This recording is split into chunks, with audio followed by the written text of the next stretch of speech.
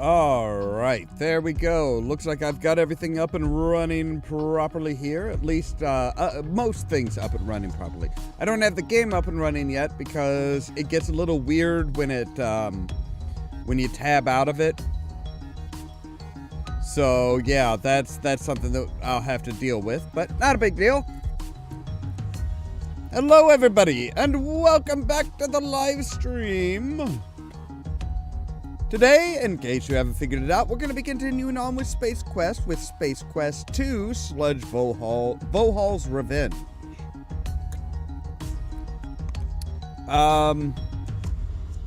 This is kind of where you find out a little bit about what's, who created the star generator, what the creation was for, the fact that it really wasn't meant to be a beneficial thing. It was actually meant to destroy stuff.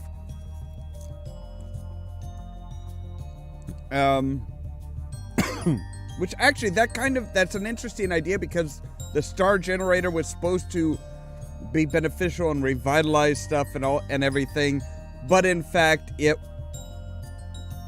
actually, it was going to be used by the bad guys to cause harm and destruction, much like Project Genesis was in Star Trek 2.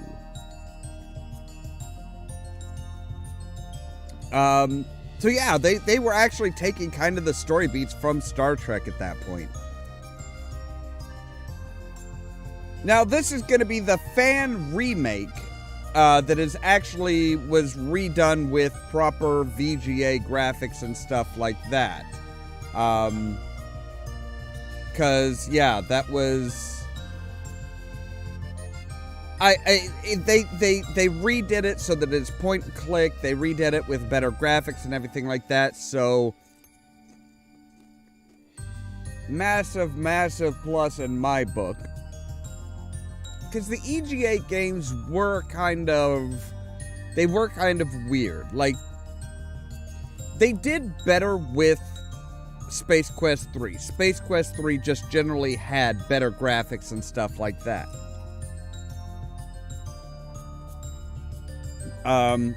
Now, and then of course they went full on VGA from the get-go with Space Quest 4. And they also went a little wild and out there for Space Quest 4. I do not think there was actually a fan remake of Space Quest 3. I actually kind of was looking for it a little bit. And I was looking for a fan remake, and I've seen some revitalized graphics and stuff like that were just kind of general stuff, but I couldn't see anything that was actually official. So yeah, that's I don't think that anybody actually did remade Space Quest 3. I know somebody remade King's Quest 3, which is just kind of an interesting idea, really, and an interesting style and an interesting look. I may wind up playing that at some point.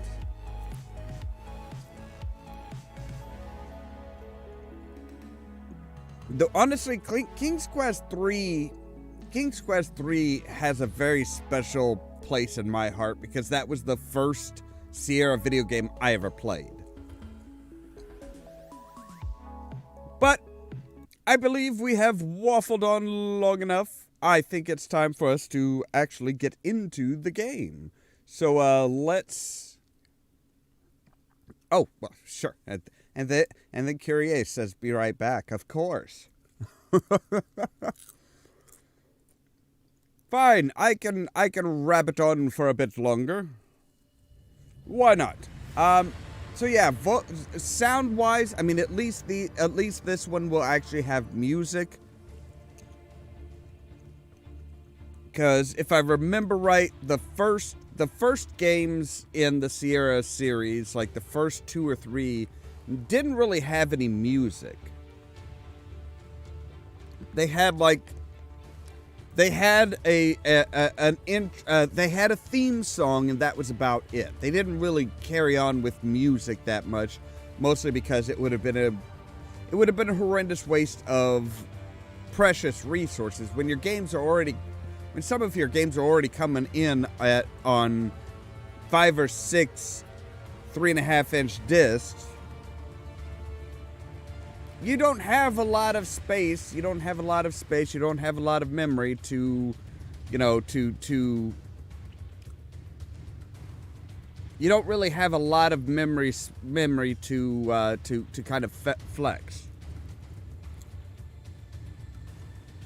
Now, as with last night and most of the stuff, I will be, it's going to be kind of squashed and moved off to the side and kind of filling in there, because these were games that they took up most of the time they took up every last little pixel they could. They didn't have the niceties. They didn't think ahead and say, oh, well, somebody might want to put a face cam here because, well, that just was not a thing. That wasn't even possible at that time. So we're going to kind of shunt them down and off to the side so that you can still see me. You can still see just about the entire screen and nothing's taking up space. So, the text, the chat text and stuff will have the black background and everything like that. One of these times, I'm going to actually make like an overlay so that it's like, oh no, here's like a little box border for my face cam and then the chat and the logo. And then, like, over here is a screen, kind of like, this is like a screen for the game that I'm playing. Kind of make it like a high-tech, like, data pad or something like that, maybe. I don't know. I'm kind of spitballing here, but I really want something like that. So that it's not just, oh, hey, here's the basics. Here's where everything is, and there's no real flavor to it. There's no real style to it. I think that would look a bit more professional. Not that, professional is necessarily a thing here. I love the idea of being professional, but at the same time, it's like, but professionalism makes it feel too real and too, well, we do this and this and this and too ordered. I like things to be a bit more free-flowing.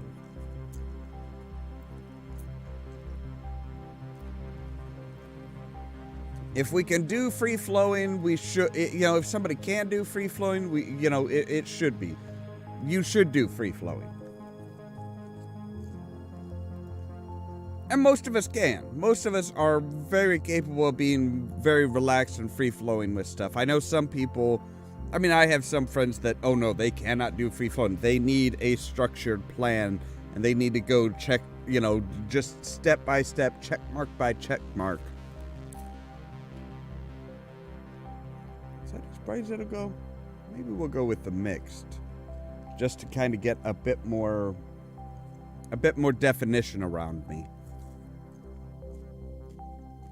So yeah, last time in the first Sierra game, the first Space Quest game, Roger Wilco was just taking a nap in his broom closet, no big deal, and all of a sudden, just like, the Saurians attacked, and he was thrust into the role of being a hero.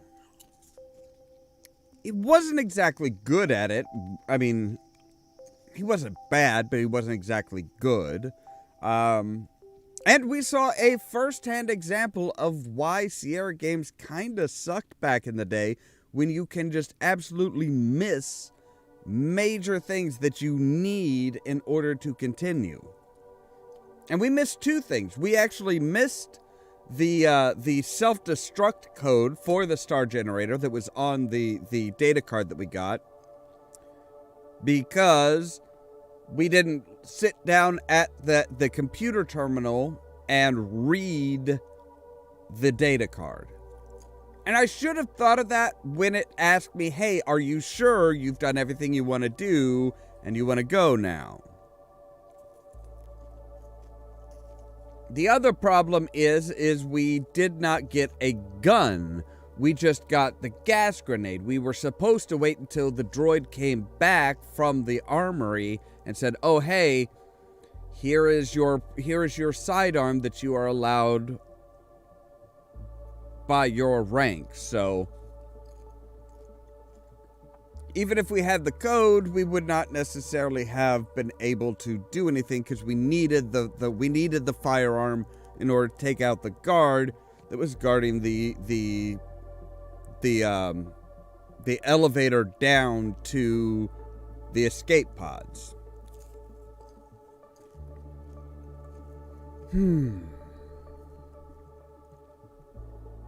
But I don't think you can miss as many things in this one. It's, if I remember right, this one is a bit more logical and a bit, it's not a case of, oh, you have this, you need to plug this into something that we're totally not going to tell you can even interact with. That just really kind of sucked. Anyway, all right. I think we are ready to go now. I am sure Curiace will catch up when she is able. So let's go ahead and swap over here. Hey, Gamers Grotto, how's it going?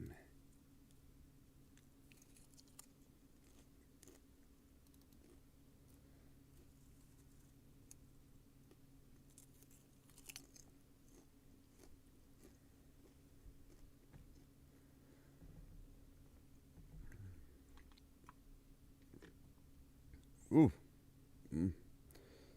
Vohaul's Revenge. This game is a fan-made production based on the original Space Quest 2, published by Sierra Online. No money, goods, or services may be exchanged for this game. It is entirely free and available for downloads at infamous-adventures.com. Any questions or comments about this game should be directed to Infamous Adventures. If you enjoy this game, please purchase the original series. You'll love them. And that is very true. Awesome! The more the merrier. So this one is apparently version 2.0 from November 2019. I'm not sure what the difference is, but I guess there's going to be a difference of some sort. Just not sure what it is yet.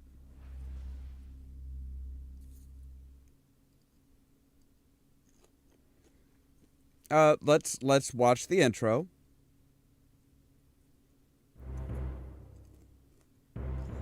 Previously on Space Quest.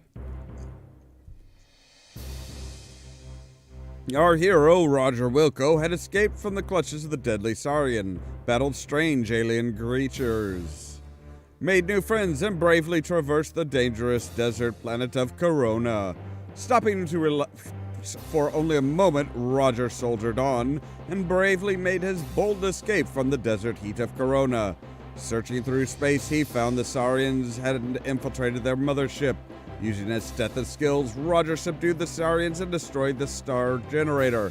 Finally, Roger returned home to Xenon, a hero. Wow, that is really... I didn't know there was a fan remake, honestly, till Gamers Grotto told me about it.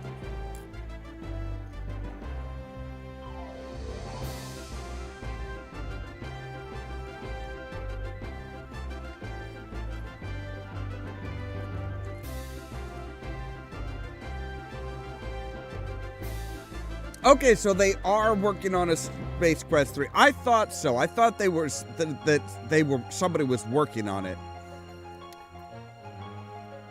it doesn't surprise me that somebody's working on it, because it's like, yeah, that is a prime example of something that is just ready for a remake.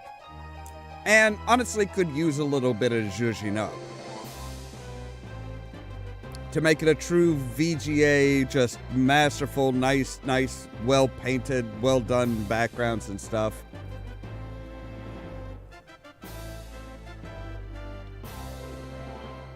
Letter Droid Show. Okay. So, let's bring on that hero of heroes, that Sarian sanitizer, that space-age swashbuckler, the man you know and love, Roger Wilco.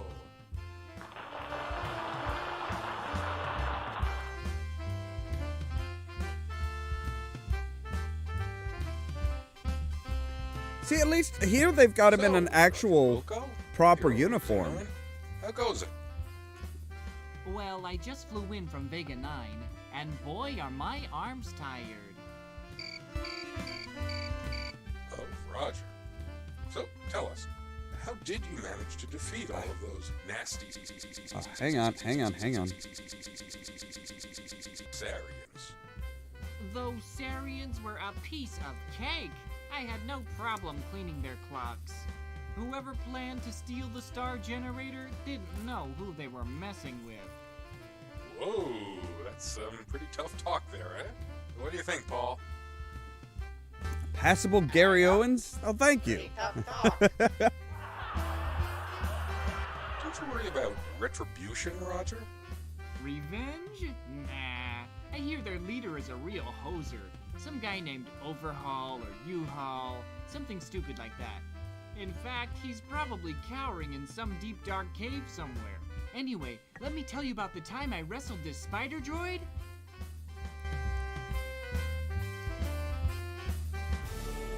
How dare this puny, insignificant life form insult my superior intellect? I'll teach him to make monkeys out of my men. Wait for it. Get me, Wilco. I'll not stand to be made a fool in front of the whole universe. I'll squash him like a Velcron fly. Can we finish watching Letter Droid first, boss? Don't question me, banana breath. I said move. Wilco.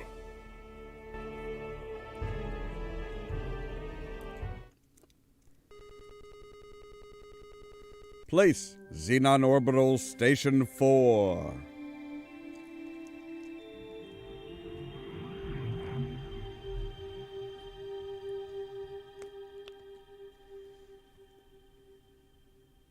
As you will recall in our last chapter, you had just foiled the Sarians' fiendish plot to rule the galaxy by using the star generator as their weapon of destruction. You became a hero by saving countless lives and returning the star generator technology into safe hands. Life was beautiful. Right, the data card.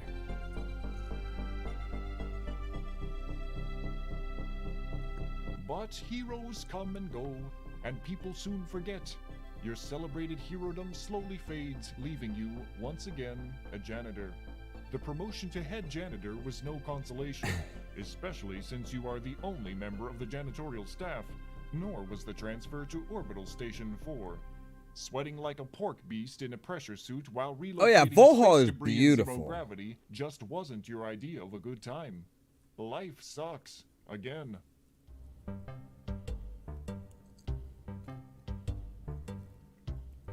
Yeah, this is the fan remake.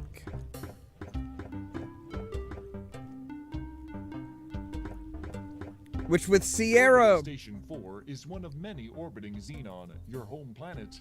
It is a transfer point for travelers seeking transportation to the various planets in the Airnon system. Right.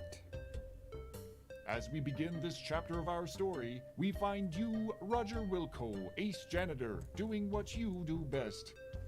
Cleaning up other people's messes.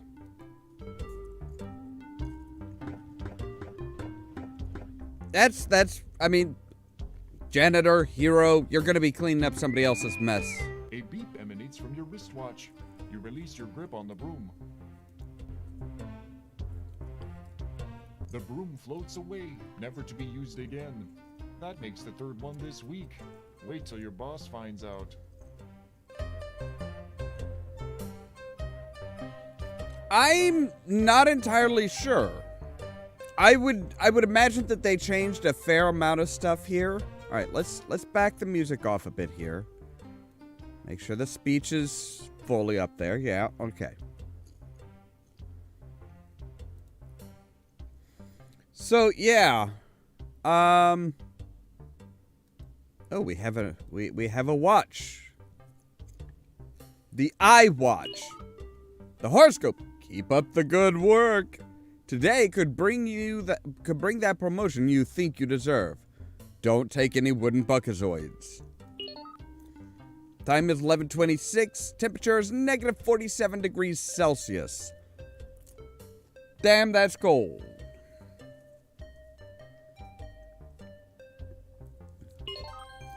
Wilco, get in here, on the double.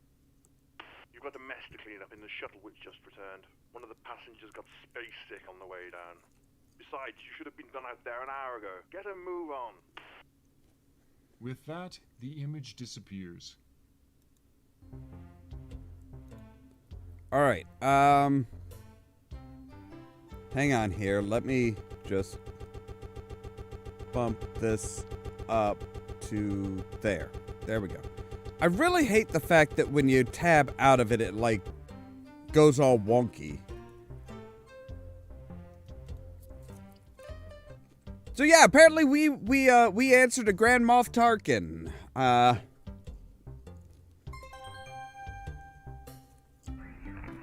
You are whisked away to the airlock chamber. Simon says security? Stand by for decontamination.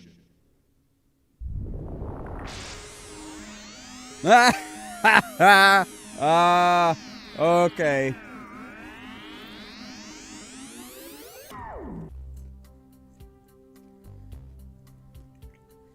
Alright, that is funny. Simon says security and they played Simon. So now that we're out of that, we can actually reach our pockets, but we lose our iWatch because that was actually part of the spacesuit. That took me so long. When I was younger, that took me so long to figure out why did stuff suddenly show up in my inventory. And it's because there's no pockets in the spacesuit. Those are in your base uniform, which you can't get into because you're in a spacesuit. This is an order form you removed from a magazine for a free Labion Terror Beast mating whistle. It's ready to be mailed. Awesome. The dialect translator is a small device. It is on. It should be. I hope the voices and stuff are really coming through properly. It's always difficult to tell how they're gonna sound for the stream. You open the only locker for which you have a combination. Pew! Putrid waves of stench waft forth. You can't recall the last cleaning it received. You bravely peer into the locker to find a Kubik's Rube puzzle and your athletic supporter, which you take.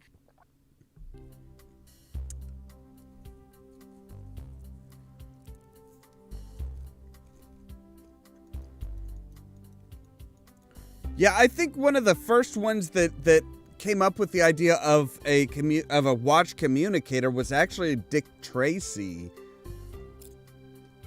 Like, way the hell back. Roger, did you just pick at your butt?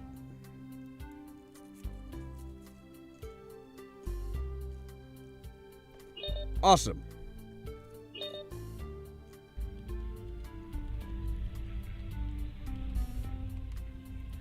It's about time you got in here, Wilco. Head for the shuttle bay on the double. I'm warning you, you're on your last leg around here, bud. One more screw-up, and you're history. Bob, send Roger here directly to the shuttle bay and nowhere else until the job is completed. Do you hear that, Wilco? No napping in closets.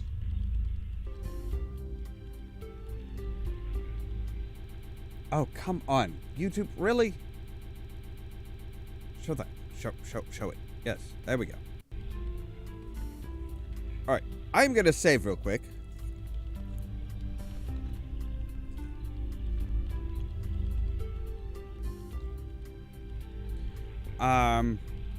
Because I want to try something here. I want to see if, well, we're gonna actually drop that down so we can say, hey, I would like to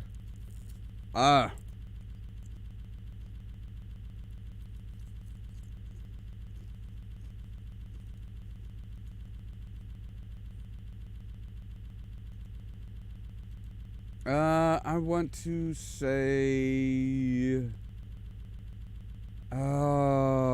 where do I find that? Because, man, they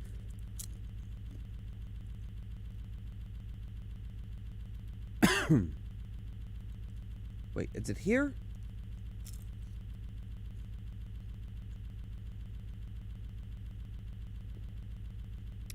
Captions, title, okay, right, recording date, none.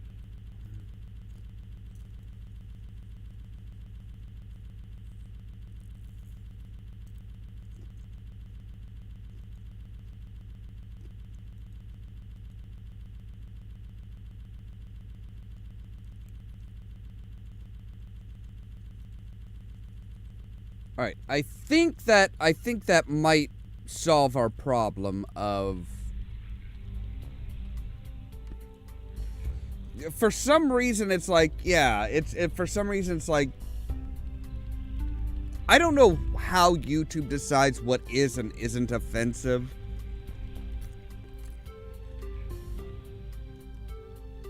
This guy's name is Bob. You owe Bob money.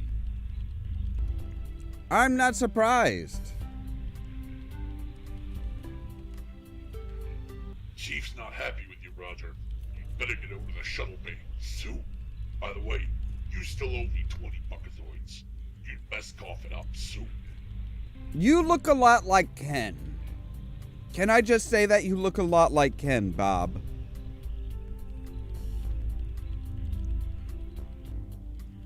See, I usually keep the music pretty low. Or at least try to.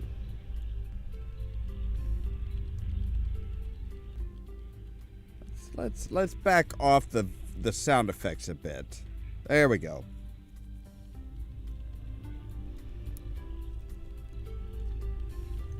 So I do find it interesting that this guy down here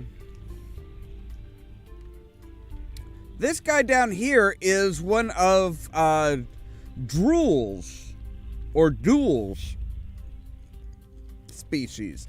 The six-fingered, two-thumbed guy that is your navigator in Space Quest 5. I love the fact that they added one of that species in after the fact and kind of said, hey, here's a little Easter egg. Here's a little something showing that, look, he's not the first person in StarCon. Or not, at least not the first person in the universe. He actually is part of the Xenon Force.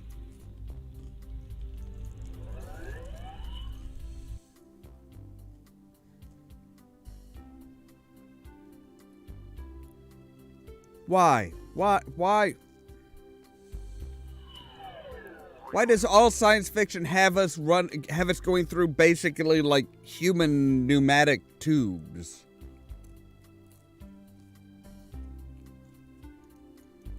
Right, yes, Drool, that was his name. I knew it was something like that. I just couldn't remember specifically what. You press the big button marked Shuttle Bay Door. It feels hot and the screen is turning green from the heat. This thing. I'm sorry, did that say something about acidic aliens?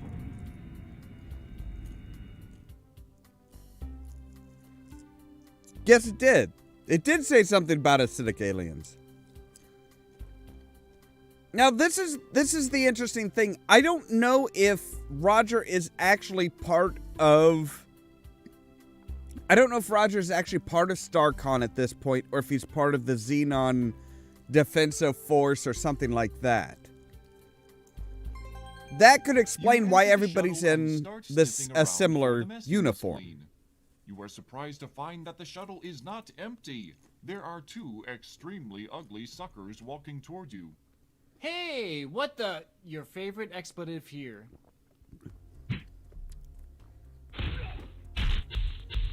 A little throwback to Leisure Suit Larry there.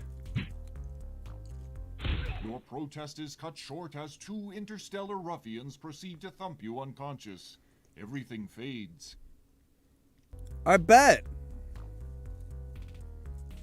Especially the whiteness of your underwear, I'm guessing. More time passes. A strange dream turns into the realization that you are being shaken and talked to by a voice unfamiliar to you. A dull ache triggers a distant memory of a scuffle in which you were the focal point. Upon awakening from your forced rest, it becomes quite apparent that you aren't in Kansas, Xenon anymore. You find that you are being held upright and under physical restraint from both sides by, you guess, the galactic goons you met on the shuttle. As you try to struggle free, you notice that your hands are tied behind your back. As your eyes focus, you make out an oddly disfigured being seated before you. Ah, yes. He is a sagging mass of flesh that appears to have been human at one time. Tubes and wires extend from his body, leading to machines which keep him alive. Well, did we have a nice nap? I thought we would have to resort to drastic measures to wake you. Oh well. Wait, you... Welcome to my humble fortress. You thought or you Roger hoped? Wilco. The name's Vohaul. Sludge Vohaul. I was the genius behind the star generator when it was in its concept stages. Right. It was to be my ultimate war weapon until some sissy-pants scientist decided it would be better used saving lives rather than destroying them. What a waste of technology. Excuse me if I sound bitter. Anyway, you ruined my Sarian operation. I was going to use the star generator to make Xenon pay for what they did to me. They were going to know my wrath in a big way. You somehow managed to change all that. Oh, I suppose What did Xenon do? Than to use those mental midget Sarians. That's not the point, however. You're responsible, and you shall pay. Besides, I have another plan, and you'll not be around to foil it. I have devised a plan so horrible, so frightening, so diabolical that no one will be able to stop me. Observe my latest creation. I intend to infest your planet with thousands of these genetically engineered door-to-door life insurance salesmen. I will at last reap sweet revenge from a scientific community that mocked me. My plan was to kill you, but I've had a change of heart. Get it? He peers down at the hoses protruding from his chest, which are connected to a life support system. Forgive me. I'm a kidder. I've decided I would get much more enjoyment watching you suffer. My associates will escort you to the wonderful little planet of Labion, where you will perform many painful hours of manual labor in my mines. Be seeing you. Yeah, Sludge/Vohaul was supposed to be Sludge Vohaul. Your drugged carcass is loaded onto a shuttle. Upon reviving, you look through the viewing port to see Vohaul's massive asteroid fortress getting smaller.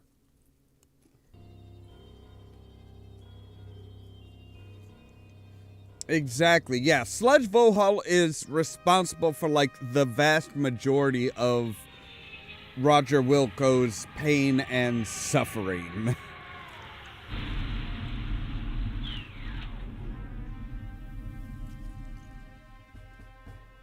After touching down on a giant landing platform, you are ushered to a hovercraft waiting to transport you to the mining site. Utter despair sets in. Oh, suck it up, Roger. So you're gonna... At least he didn't just put a bullet in your head or a laser blast. It does. Carcass does imply a corpse, or at least... Not even so much a corpse, but like a dead animal, rather than a dead human being. Or dead sentient, sorry. I should be more PC about this, being... We have 8 people here. Now I suppose we're out of fuel. Way to go, dwarf breath. Don't blame me. It was your turn to fill up. You're always forgetting to do it. Wait till the master finds out. You're in big trouble. Hey, don't talk to me that way, you slime bucket. I filled it last time, dipshit. The argument between the two guards is cut short as gravity reasserts itself.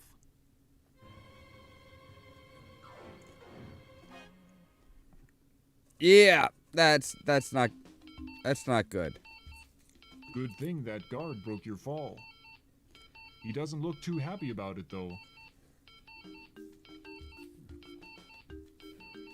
Yeah, those it's supposed to be yeah, that's the sand skimmers from Return of the Jedi that they had like Luke and Han Solo on when they were going to feed him to the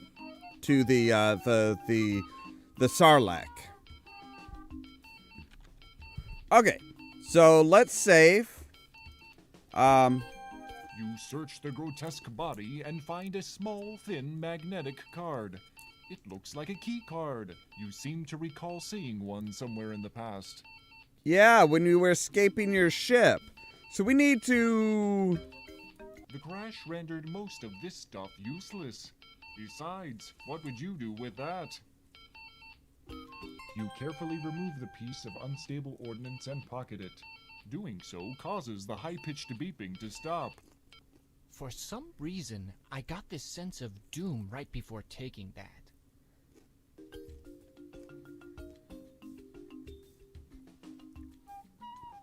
As well you should, Roger. The unstable ordnance doesn't show up until Space Quest 4 normally. I'm not entirely sure why we have unstable ordnance in this one.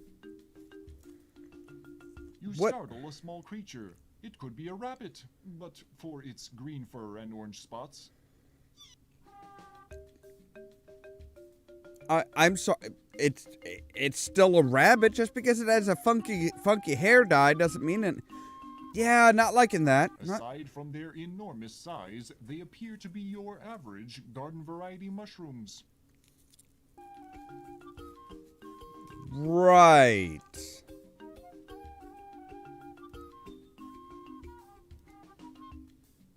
I'm guessing they're not. Holy jeez, boy. That mushroom thing sucked you clean up. You can't move a muscle nor see a speck of light. You begin feeling waves of tingling warmth and moisture. Suddenly, it's not so bad in here. Wow, check out the colors, dude. Your body and mind enjoyed the short-lived buzz that is a side effect of the lethal poison you now marinate in. You are oblivious to the end. Not a bad way to go, actually. But it sure is early in the game. I had high hopes for you. They said, who? Roger Wilco? Not a chance. That chump won't last 20 minutes. I said, no way. Roger isn't that lame. So anyway, don't make me look stupid too. What a trip. The toxic gases are in here leave you with a few imaginary pals to talk to as you enjoy your fatal but far out trip. Okay, so let's not mess with the mushrooms.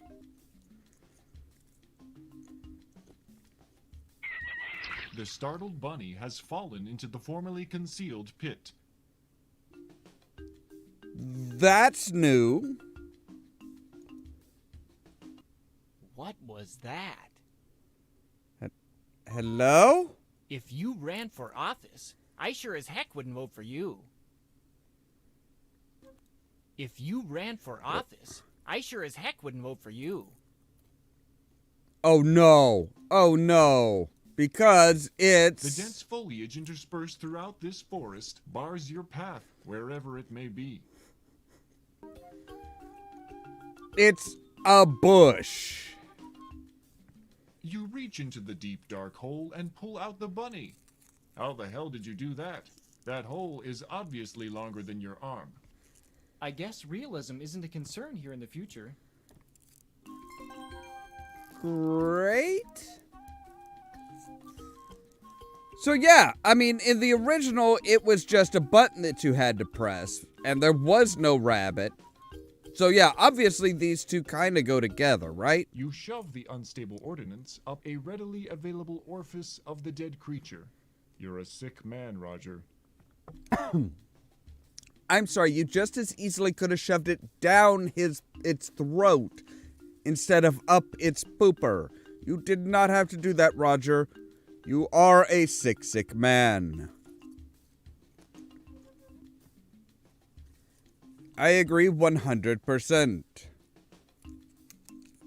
Suddenly, from somewhere to the east, you hear a twang, followed by a high-pitched shriek. You hear something. It sounds not unlike the hovercraft you wrecked in.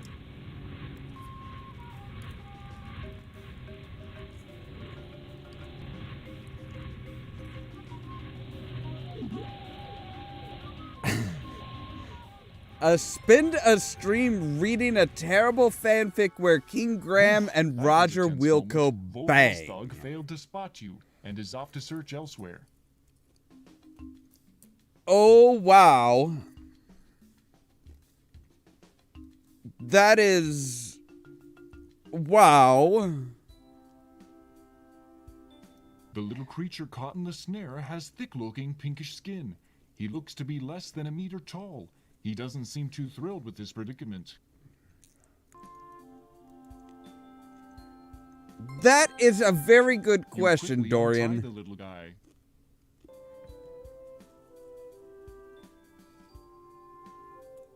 Before disappearing through a tiny hole in the brush, the little pink dude gives you a long look.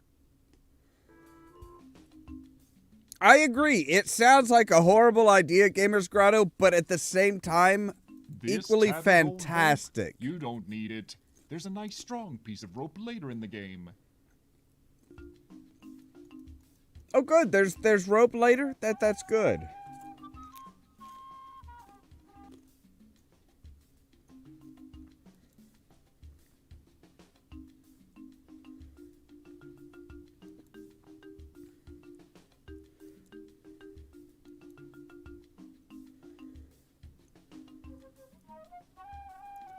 The Oh, wow. mailbox looks typical for a mailbox. There is a slot, a tray, and a sign. The sign says Radical Express, when it totally no doubt for sure has to be there a while previously. Okay, so we can... You drop the order form into the box.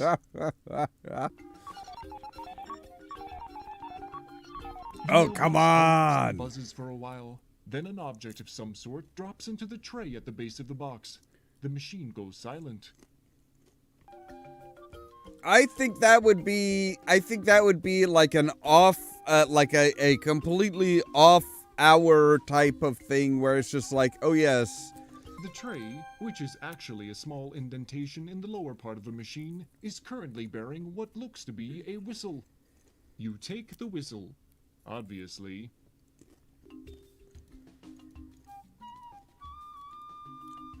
I would have to do it like separate from something like this. Like seriously, I could not see doing that as part of this. As part of like a normal, where I would normally do a Let's Play. That being said, like late at night or early in the morning or something like that, and just, I mean, you know, yeah, I have done Stranger Things on You take Fiverr. possession of one of the spores, being careful not to mistakenly break it open. Right. Actually, you know what?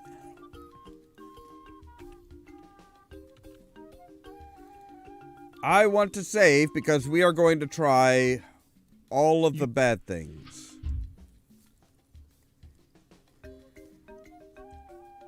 Your kick caused some spores to open and spray a fine powder into the air. As a result, you are paralyzed from head to toe, unable to move a single muscle.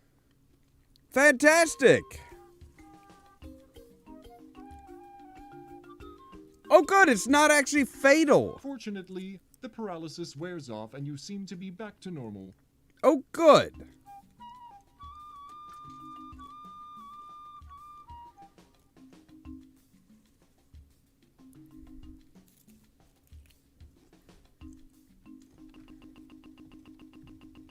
Hang on. There we go.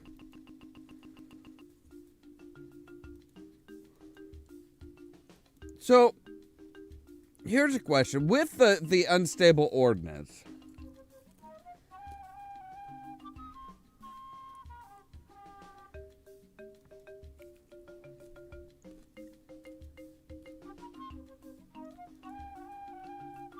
you know something, Gamers Grotto? I would totally have, like, a robe, a glass of wine. I actually have my pipe right here, just like, yes, oh yes. And just, oh, I would totally do it upright. I would have to.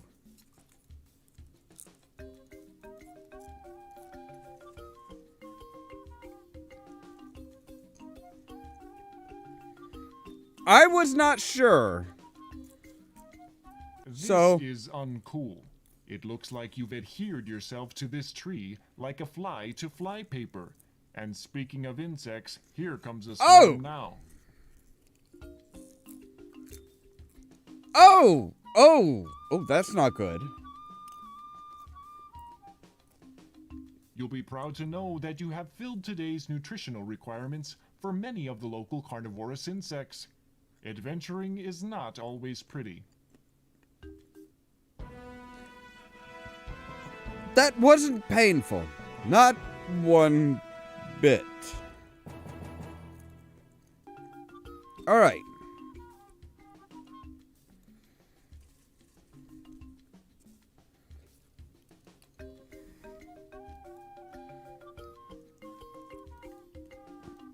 Oh my god. Sierra Games and their mazes. Oh my good girl again. Oh. Sierra and their mazes were so annoying. They were just so annoying. Thanks to some fancy footwork, you are now picking yourself up off the ground after surviving a fall down a small cliff. Wow, that rabbit carcass really insulates that thing, doesn't it?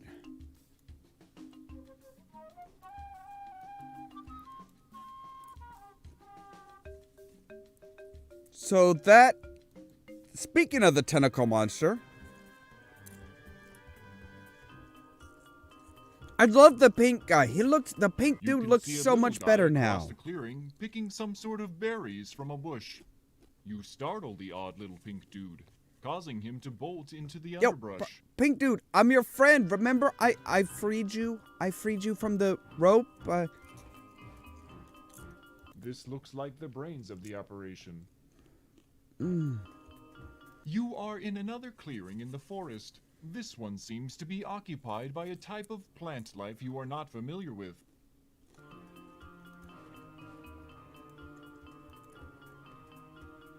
Gotta save, because you have to at least test out the deaths, right? Oh, wow. Good. You've succeeded in establishing contact with one of this planet's life forms. That was unexpected. The thing exploded, taking you on a one-way trip to that great garden in the sky. Aha! If only it didn't look like a maze, you'd probably be able to think a bit more outside the box. You were half right. Your self-sacrifice won't go unnoticed by the many life forms of Labian. Too bad you won't be around to appreciate it. Right. So we do, yeah. So as long, I mean, you know, you're going to pick up the unstable ordnance because you need to turn off the alarm on the ship. You place the rabbit carcass on the sticky vine plant. Yes, you do. Come, Mr. Tentacle. Take it to your mighty brain. Nothing like a good explosion to brighten up your day. And you thought you'd have to navigate the maze like vines. I suppose you could say that we just blew its mind.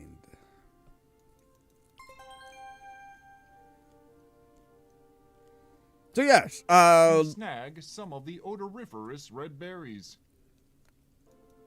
odoriferous? You see large, plump berries on the bank of bushes in this field. Right. The berries hanging on the bush look quite juicy and smell very pungent. So they smell really bad. Can I taste? Before you stick your tongue on anything, save. Ugh, you spit it up immediately. Nothing living could stand to have something this awful in its mouth. Ooh. You don't say. Nothing living.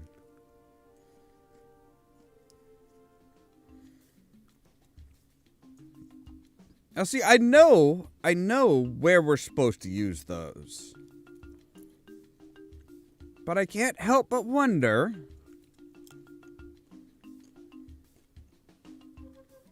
My curiosity has got the better of me. I have to know.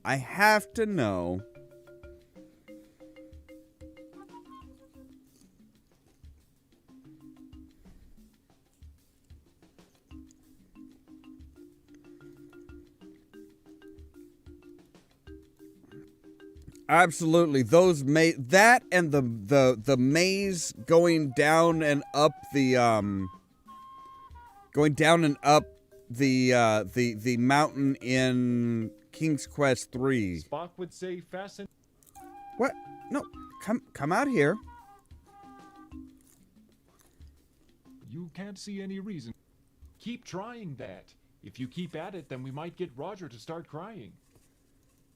Okay, so there is no way to get past the mushrooms. Fine. I thought maybe, just maybe. Nope, no. They did get the point and click just right for a Sierra game, though, because it is literally the shortest distance between 2 points is how you get there. If that puts you off the edge of a cliff, so be it. If that puts you, on your way to falling down a hole, okay. That's right. Rub yourself real good, pink dude. It's a cheetar centaur. Nah, only kidding. It looks dangerous, though. A cheetar centaur.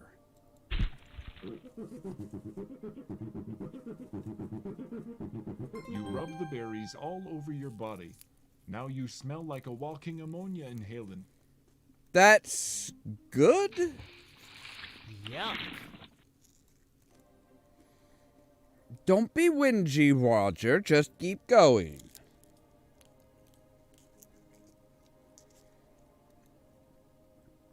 Hi. Ooh, hi. More tentacles. Wow, they really love The swamp tentacles. monster attacks you with its slimy tentacles. Almost as suddenly, it spits you back out. You distinctly hear the sounds of aquatic gagging and retching. Evidently, you had a bad aftertaste from the berries. Actually, the cheetar is a reference to the Quest for Glory series. The cheetar is the lower, like the body of a cheetah about the size, but the size of a centaur and the upper body of kind of a human cheetah mix.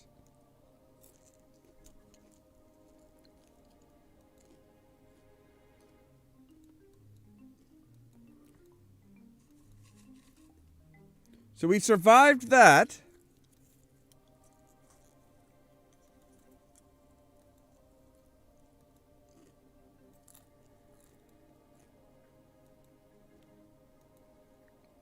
Now here's a point where you could absolutely miss something. Oh, come on. We can't all remember everything. You have stepped into a deeper area Aha! of the swamp. You are forced to swim. This is one of those points where you could absolutely You miss. take a deep breath.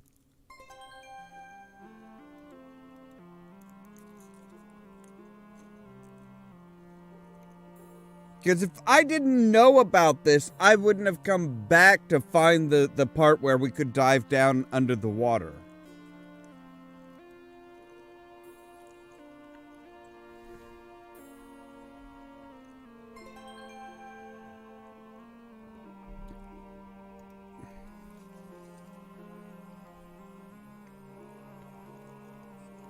You take the glowing gem. Or the crystalline ball gag, as we will soon find out. Once again, you wisely take in a load of air and head below.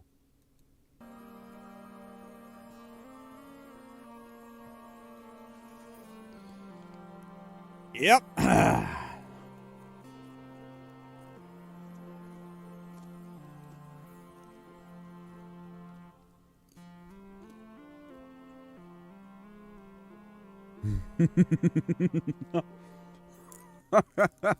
Hypervenom. You have gotten out of the deep spot and are back on your soggy feet.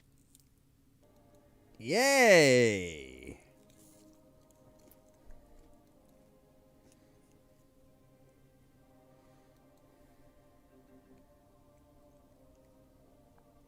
See, I think the original actually made it easier because it was like a straight line, and no matter where, and you were bound to enter into that spot. Like, from how I walked through that swamp just a little bit ago, I wouldn't have found it if I wouldn't have known it was there. I actually had to double back to get it, so it's like, yeah, it's kind of weird. This tree is dead, and seems to be free of the slick secretions as some of the others generate. You Wait, begin to slick? shimmy your way up the snag. Holy log jams, Batman, you almost bit the big one. The fissure appears to be very deep, with sheer sides. You can make out no detail as it darkens toward the bottom. Oh yeah. Just being point and click makes it a whole lot easier to navigate, that's for sure.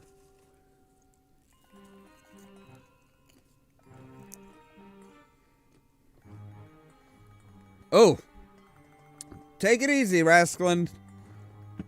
Hopefully you won't be under the boil order for too much longer. Yikes, you have been snared. Suspended above the ground, you are unable to move freely.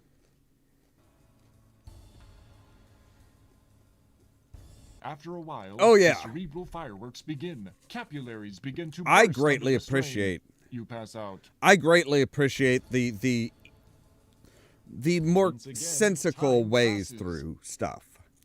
And then, some more time passes. While unconscious, you have the strangest of dreams.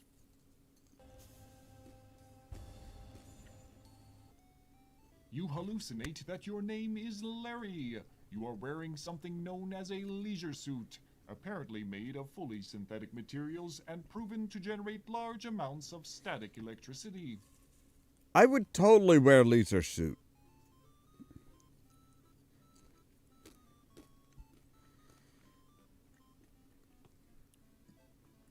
but preferably not be peed on by a dog. Vohaul, known as the land of the lounge lizards. You spend your time badgering women of the area to participate in bizarre mating rituals such as... Just then, consciousness begins to creep in. Such as what? Larry really doesn't get into anything. Your head begins to clear and you realize that you have been imprisoned. Your captor appears to be that large oaf sitting near the fire. These creatures are genetically bred, rigorously trained to subdue the most threatening creatures in the universe, and he has captured you. He looks a little embarrassed about it. Hey, buddy, but... Hi. My name's Roger. Roger Wilco.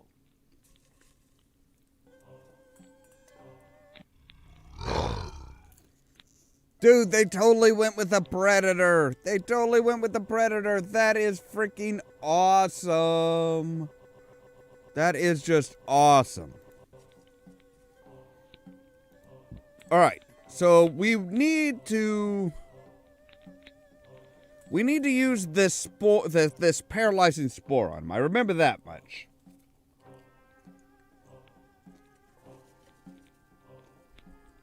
But we have to wait for him to come to us. The hunter stands and takes a long look in your direction. His face, though strange in its own right, bears an expression one might see on a freak show patron. Well, we are freaks compared to them. Buddy, come here. Yes. Upon you reach through. Alright. Hang on. I think because you're talking about leisure suit. Oh, no. Using the F word. I have no... YouTube, I have no problem with people using the F word. Would you please stop?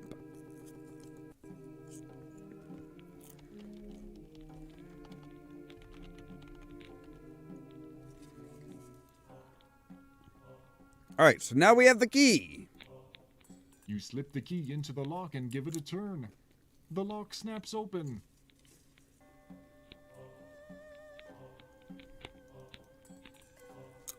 Right. Let's get the rope and get the hell out of here.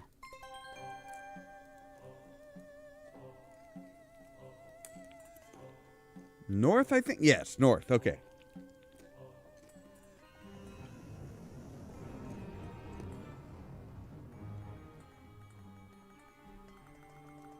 You are at the edge of a forest. The boundary is a sheer cliff at the east side of the area. In the distance, you see a landing platform, possibly the one which welcomed you to this strange, lush world.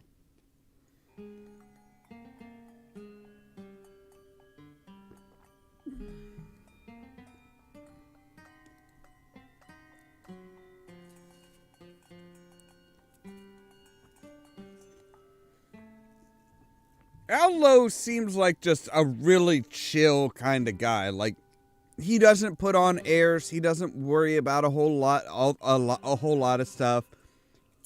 He just kind of, yeah, he's just kind of that relaxed kind of person.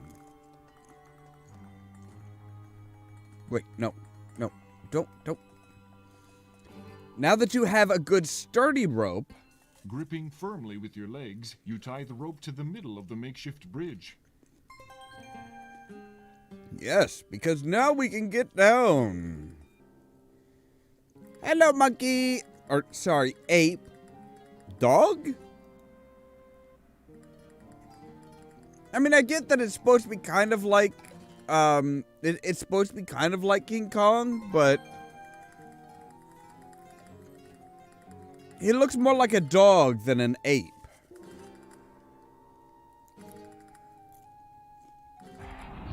Now, growling is fine. When you reach for me, that's when we're gonna have, aha. Yeah! Roger! Did you just flip that ape thing of There is a the mammoth bird? member of the local fauna to the right. It looks to be in need of constant nourishment, hence the look being cast at you. Right.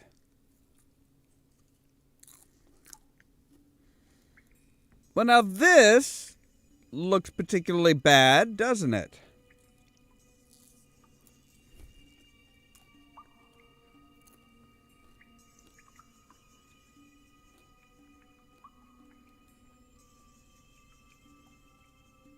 You hear the sound of many small, scratchy footsteps moving towards you.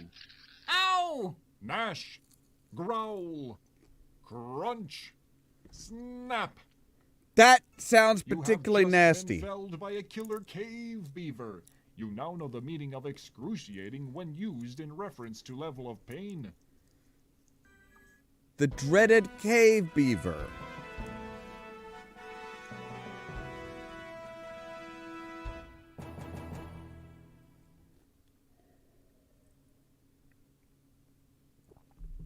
That is, yeah, that's, woo.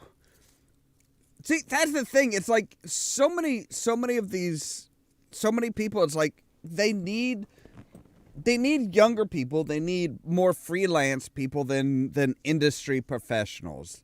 And honestly, I am fully behind people looking to the their internet communities and finding people who are able to do stuff without like, oh, hey, it's gonna, you're gonna have to go on Kickstarter and have like you're gonna have to raise $5,000 for one thing to get one person to do a voice or one person to do graphics or like some of your visual effects. It's like, yeah, that's ridiculous.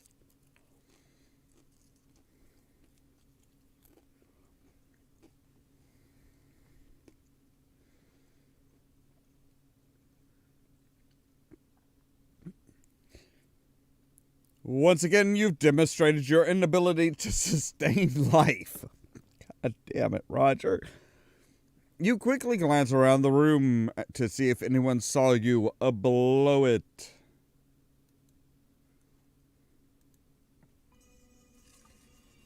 So obviously we need light. You take out the gem and hold it in your palm. The room is illuminated by its glow. You hear a small shriek and the sound of many footsteps moving away from you. Ah, the cave beaver. He does not like the light.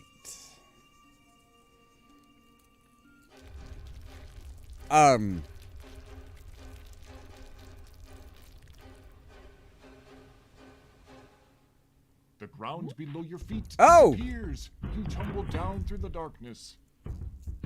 Right. Ow. But I survived. That was a rather spectacular entrance. That is the important Systems thing. seem to be intact, though. Pink dudes! What's up? The dwellers mumble something. Your translator responds. Follow us, Beanpole. Beanpole. Can I pick up my gem? Can I pick up my little glowy Got thing? it. I need my big glowing rock. And that was rock with an R, thank you. Welcome to our canyon. Hi. You look to be from out of town. On behalf of all of us, How can you tell? I would like to thank you for saving our compadre from the hunters. You are welcome to stay in the canyon as long as you like. When you are ready to leave, simply say the word and my assistants will show you the only way out for a being of your size. When you leave, however, Right. we must seal the exit behind you for our own protection. Goodbye, and good luck. Got it. How could you tell that I was from out of town?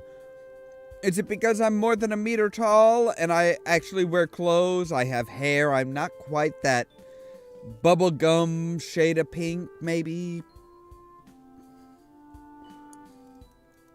Now, what was that word? Gameplay note. You'll need to type the password into the translator. Enter will close the translator. Right. It was just literally the word.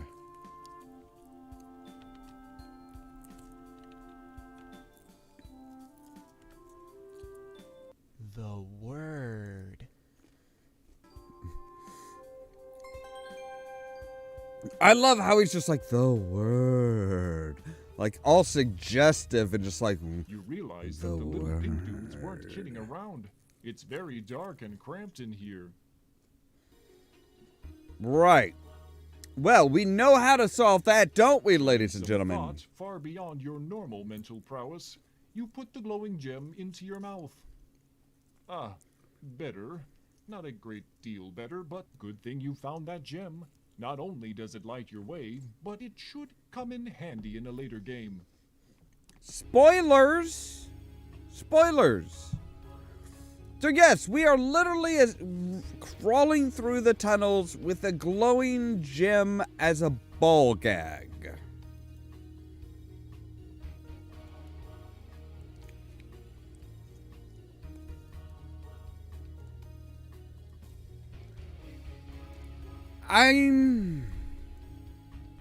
Right, so there's problems that way, so...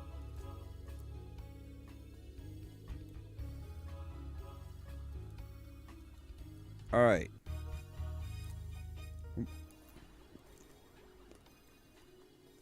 But I know there's... I saw the start of... Yes, the start of a rope over here. Which literally does not go anywhere we need to go. Wow.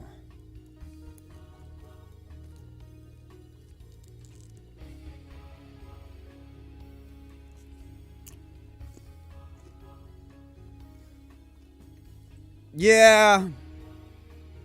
But, you know, that's one of those things you kind of have to... Oh, okay. Keep going down here? Oh, no. There's... Oh, okay. So that whole rope over there was useless, and you are a dead end. Okay, so up we go.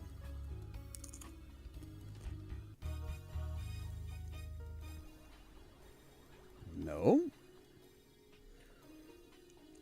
Oh, I hate mazes like this. I hate mazes like this.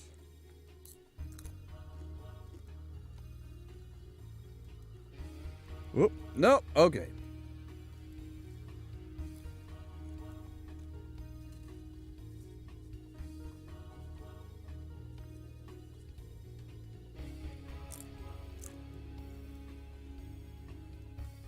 Why can I not...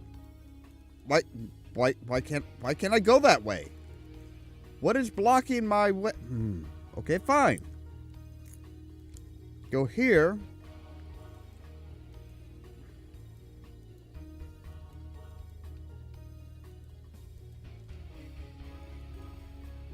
Is there anything? No. Dead end that way.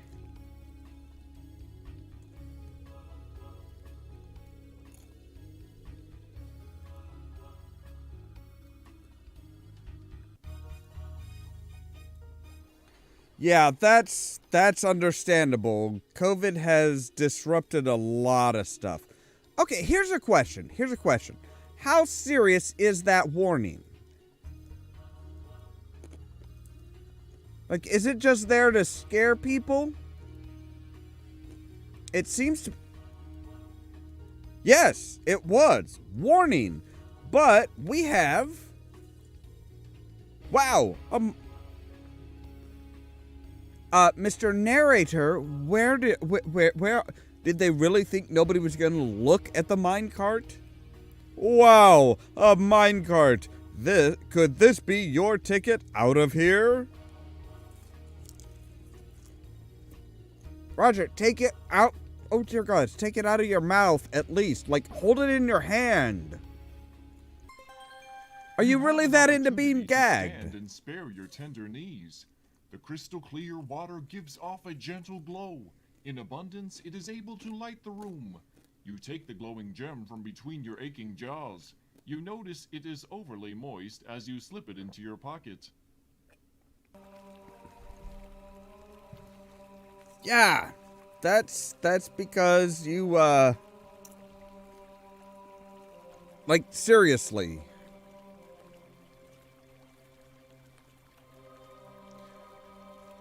hard rock is not a good material for a ball gag.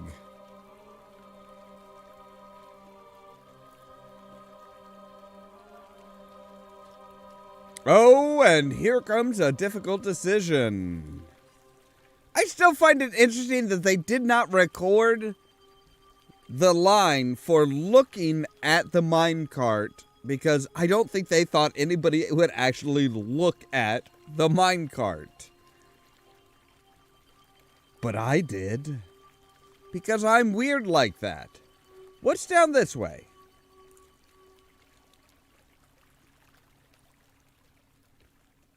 I'm not really liking. That's Splat. After caroming off a pair of rock outcroppings, you find a final resting place at the base of the falls. yeah. Not a smooth choice. I bet you wish that you went the other way. Yes, yes I do. Very much so. Thank you. I have to explore. Come on. Gotta explore. See, when I originally did the Space Quest series for Let's Play, I actually had a death counter. As you enter another of the mysterious subterranean chambers, you realize that the water is now racing toward a giant whirlpool in the middle of the area. You are caught in the strong current, powerless to alter your course. Yeah, but it's gotta be better than bashing myself on rocks.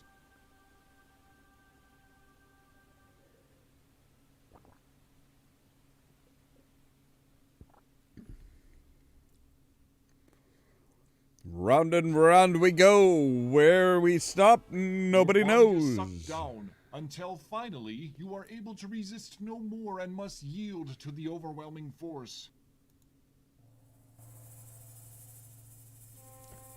That's a mutant.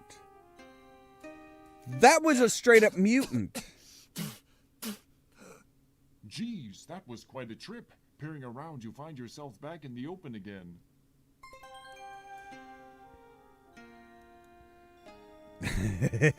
Come on, he is meant to die.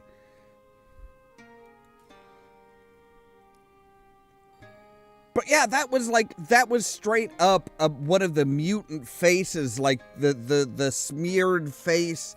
That was straight up a mutant from Space Quest 5. But we haven't seen we haven't gotten to Space Quest 5 yet. You So notice yes. some writing on one of the leftmost boulders. The writing says, "Beware, Labian Terra Beast Zone. Use extreme caution." Ha! I know, right? It's just like, oh no, nothing can mess with it. Nothing can disturb the beauty of Roger's hair. So we have the Labian Terror Beast area. Well, we have a Labian Terror Beast whistle. You give the whistle a toot. It makes an odd sound. You hear an incredible whirring and grinding sound coming from the north. Suddenly, a Labian terror beast buzzes into the room like a tornado. He looks like he could do as much damage. Right. We'll save here, because you know what? I gotta do it. I gotta let him die.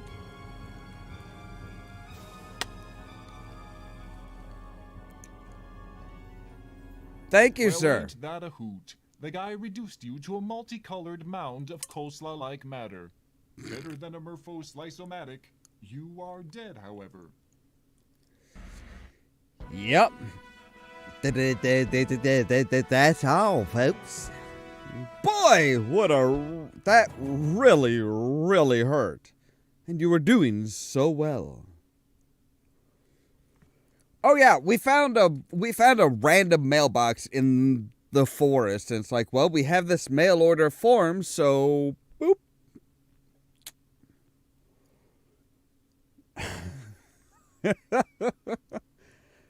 Oh, that's good. That's good, Gamer Squad. Okay, give me just a moment here. I need to run to the bathroom real quick, and get myself another drink. So, we're gonna just take a real quick break.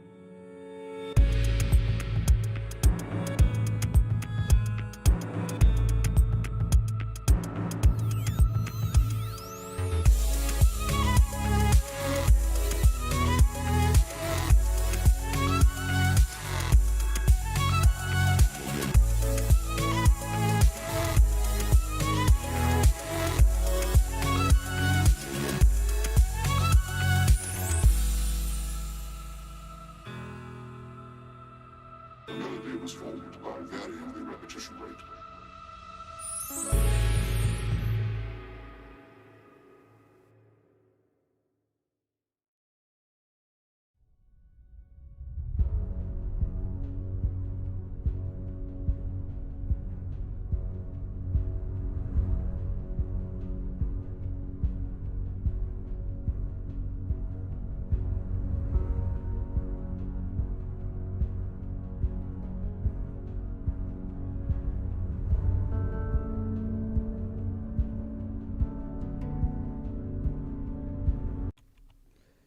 All right, and I'm back. Yeah, I agree. I mean, now the Jipazoid Novelty Company. Let's face it, they are great about, hey, here's this order form. It's already all filled out. All you have to do is put it in one of the mailboxes. And we put mailboxes everywhere. And yeah, that's one of those.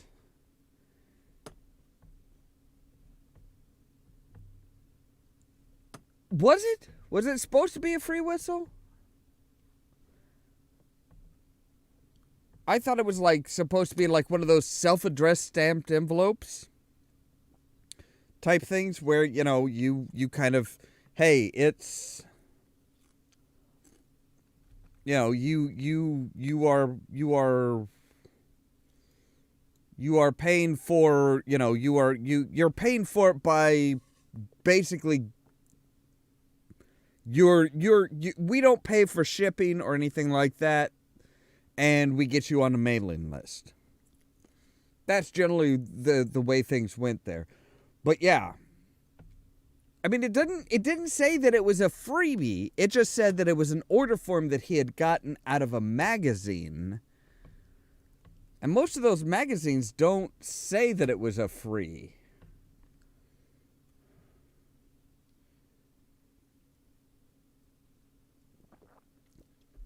Of course, to be fair, you know, to be fair, Roger really didn't have that much of an option to pay because, you know, he kind of is put out of commission. So, all right, let's restore. Right. Distraction. Hey, buddy. You chuck the Cubik's Rube puzzle over to the beast. Yeah, work on that. Ooh. The beast appears interested in your offering. Damn right. Curiosity gets the better of him and he reaches down for it. He seems quite perplexed by the puzzling plastic polyhedron. It's like a bush, but mushroom things are growing out of it. I guess it's a bushroom. You decide to pick the bushroom, thinking that, since it's a useless item, it must be important. However, the user interface won't respond to your request, no matter how you go about it. So you conclude it's just a prop. Oh, wow. Okay, well, while he's distracted, we're gonna sneak on through. You pick up a small rock generated during the Terror Beast's grand entrance. We need something for the slingshot that is going to be our athletic supporter.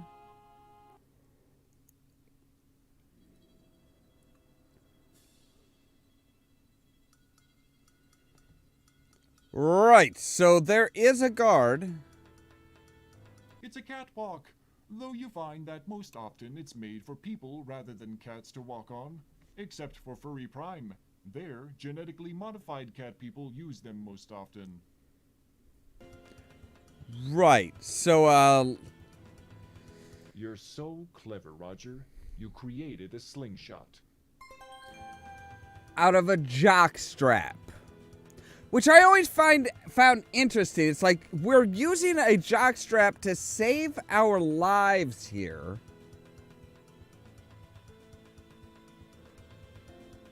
Oh yeah, continuity errors happened all the time. Let's be honest.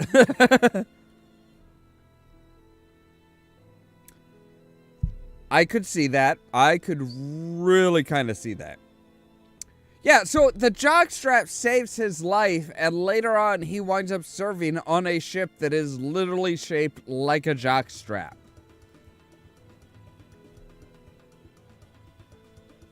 Keep trying that. That does not. As data. The guard seems to have heard a sound. And Yeah. needs to get a better look. It's the sound of our jockstrap, baby. You cleverly use the athletic supporter to sling the rock at the guard. It makes serious contact with the side of his head. We like the way you think. He I drops bet you like do. a lead parakeet. The ripe thud of impact is momentarily sickening. He is perfectly still. Let's see that again. This time, let's look at it closer. Well, I mean, that's closer on the jockstrap. See the rocket guard. Let's do it then, in super slow-mo. That look of terror and then boom, blood. It's more like it. Did you see that blood fly? Heck yeah. You're one sick mofo, Clytus. You're one sick mofo, Blackthorn. I think it's safe to say you're both sick. Yeah, the slow-mo, the slow-mo hit, that is just fucking beautiful. It's just like, oh yes. Let's zoom in on that. It's like, and it literally zooms in on the athletic supporter instead of the hit. As It's soon like, as the no. elevator door closes behind you, the platform on which you rest begins to rise. And like literally they're like, no, that's not what we want to focus. We want to focus on the hit, man, the blood. We want to see the impact. You climb into the shuttle through the rear entrance. Bow chicka wow wow. Everything looks automatic. The panel is loaded with clusters of system status indicators. There is a power button, an attitude dial, and an ascent thruster button. Right.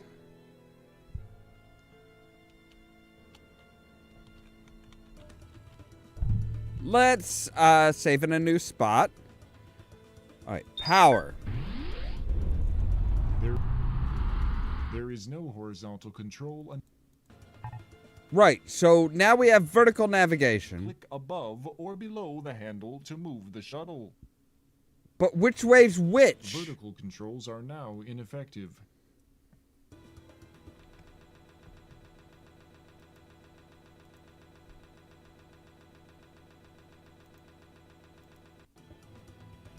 The shuttle begins to vibrate as the ascent thrusters ignite.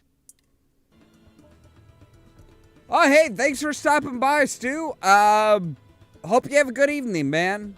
Yeah. Next time you're streaming, I'll try and come over if I'm not doing anything. It's always kind of hit and miss, honestly. But yeah, hey, thanks for stopping by. Always nice to have somebody that's talkative and interacting, willing to interact.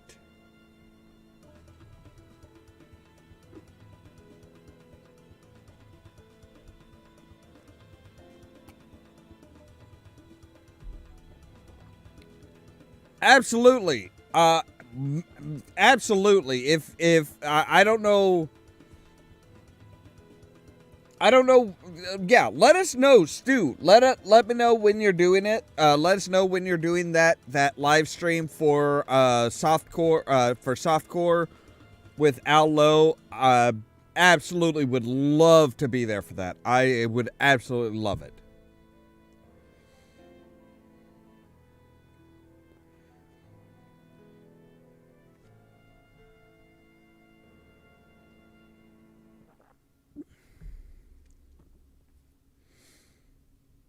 Yeah, anytime you can get the creator of a game or a property to be there while you're playing it and talk about it and stuff, that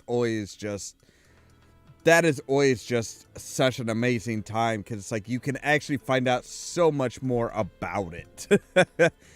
So, all right, we need to go up. Which, given that this is technically like a spacecraft type thing, I'm guessing the controls are inverted, so down is up and up is down, right? You feel the ship begin to lift off. Yes!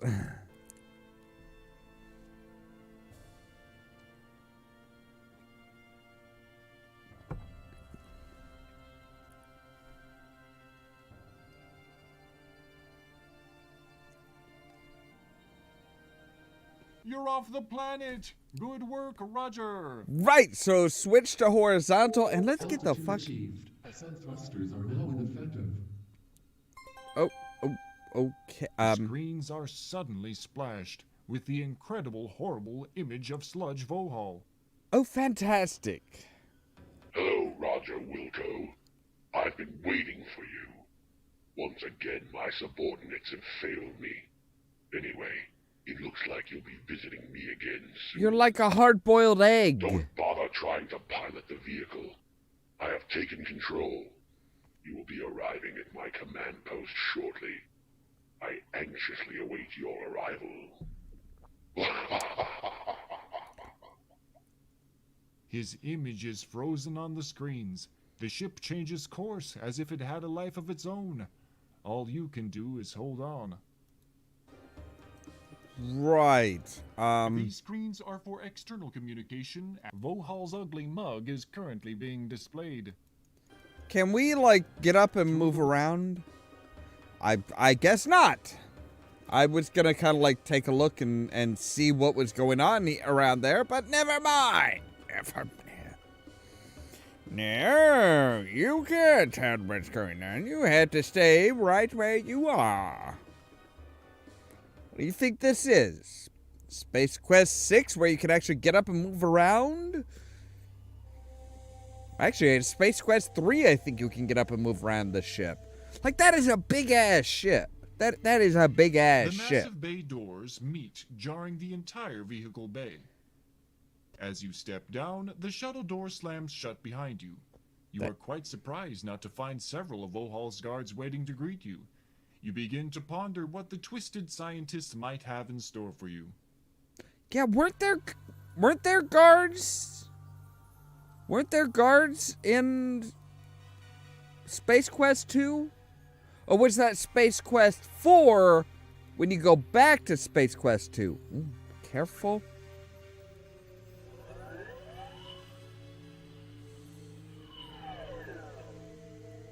You have the funny feeling you're being watched. Really? Wouldn't be that camera. The camera seems to be staring at you. Well, you're the only person here. You're the only thing here. So of course it's going to be staring at you. Come on, Roger, think.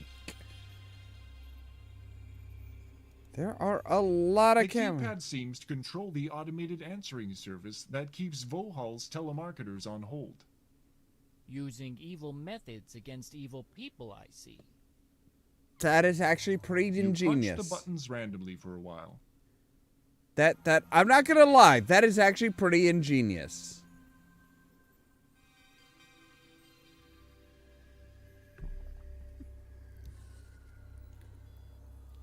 The walls show signs for unisex and unispecies bathrooms.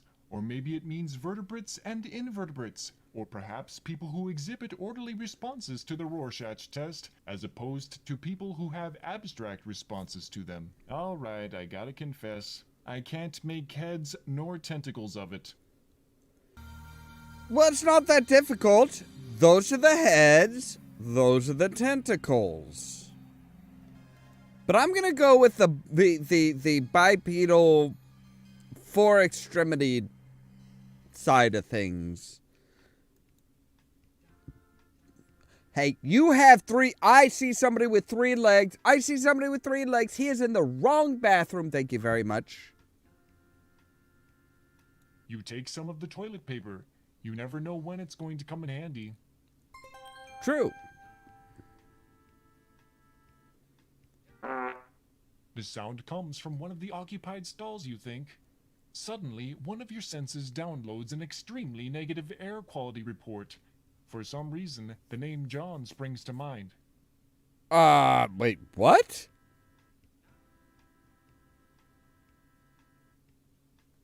So yeah, we have Save Ferris from Ferris Bueller's Day Off. We have, looking for fun, Luke 867-567. No, it's 867-5309. And it's Jenny.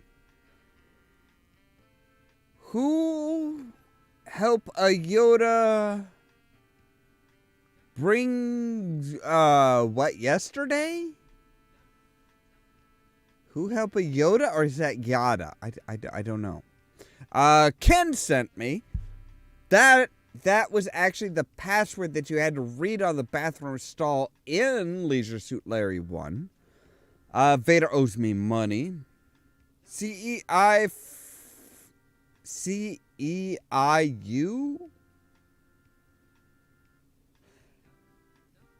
If that means what I think it means, no.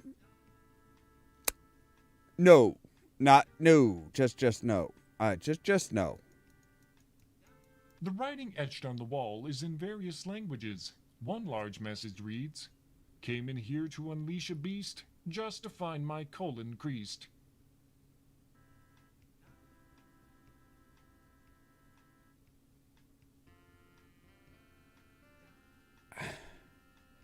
Way too much information. Oh, who left a Yoda toy here yesterday? The Okay. writing etched on the wall is in various languages. Okay. One large message reads, Captain Disaster was here. Yep, that is my cue to get the fudge out. I am leaving. I'm not even bothering to wash my hands. I don't think I actually did anything. Wait, I went into the other door. I went into the human door. The humanoid door, not the Do they both go to the same bathroom? Oh, yes. And here's Monolith Burger. Interesting. I'm sorry. I was expecting it to just open.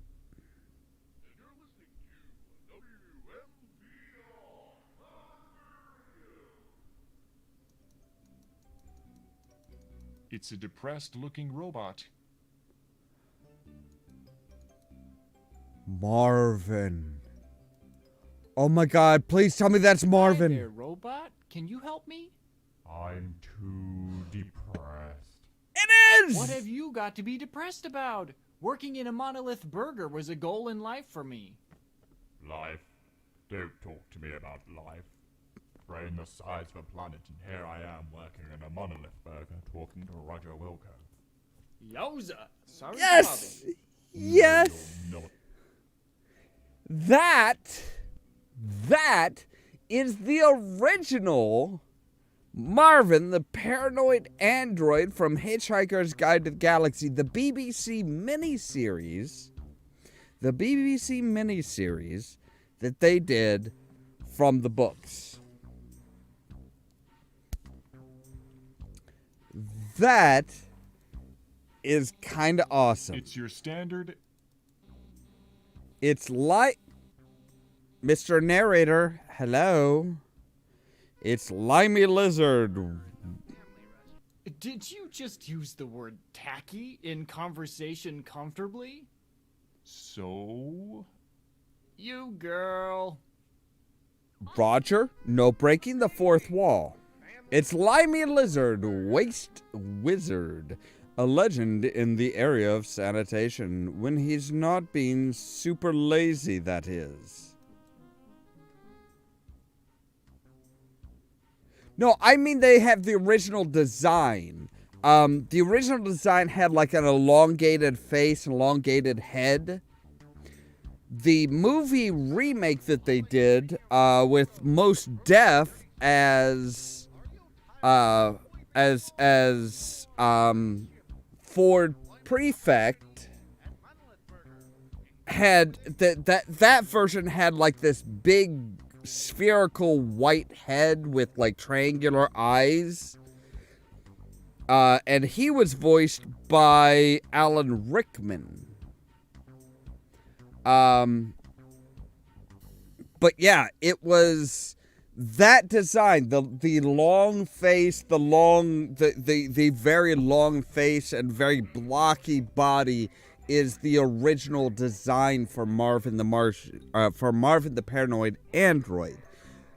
Which actually in the Hitchhiker's Guide to the Galaxy movie, they actually do see that when they're going into the queue. That model, that version of Marvin is actually in line as well, and Arthur kind of stops and looks at it a little bit.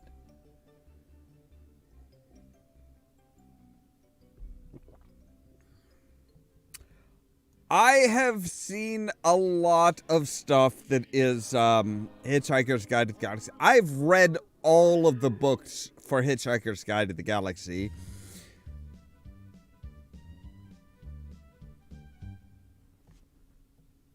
Oh, come on, you can't. It's a weird, purple-looking alien. Yeah, can I talk to him? Hi, I'm Roger Wilco. The alien grunts at you. Hi. He can't say anything with his mouth full of monolith burger. You'd better find a better time and a different place to talk to this guy.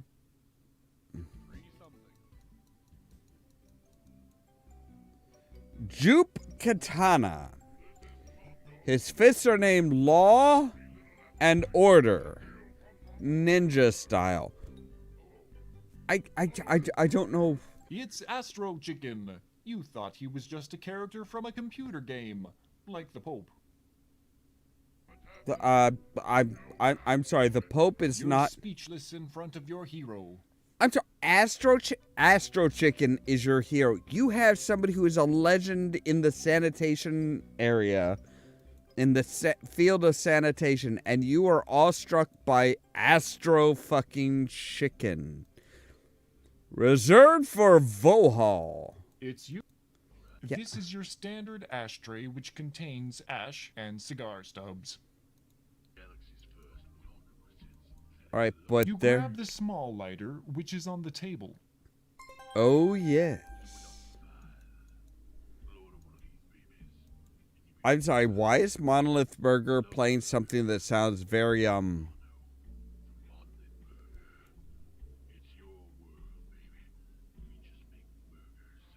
am very uncomfortable with that, guys. I am very uncomfortable with any fast food chain playing something that is just trying to be all smooth and sexy like.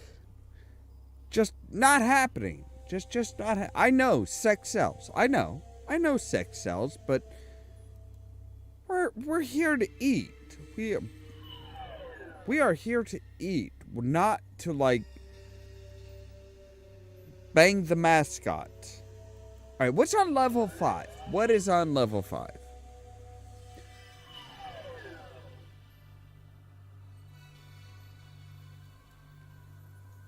There is a card sitting on the desk. Exciting, isn't it? I don't think we need the ashtray. I think another access card. You're getting to see a lot of these. We need a waste paper basket. If I remember right from the original, at least, we need a waste paper basket. Stuff it full of paper and then light it on fire. We also need a plunger.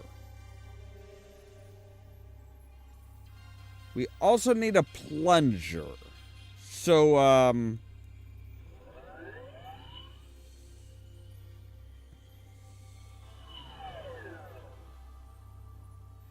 we have a way of creating fire, and that's the lighter.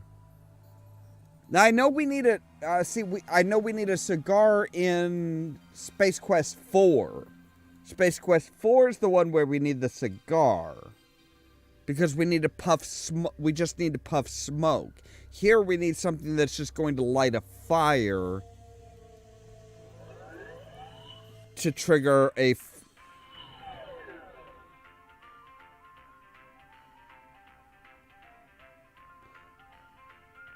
This is very unfamiliar to me.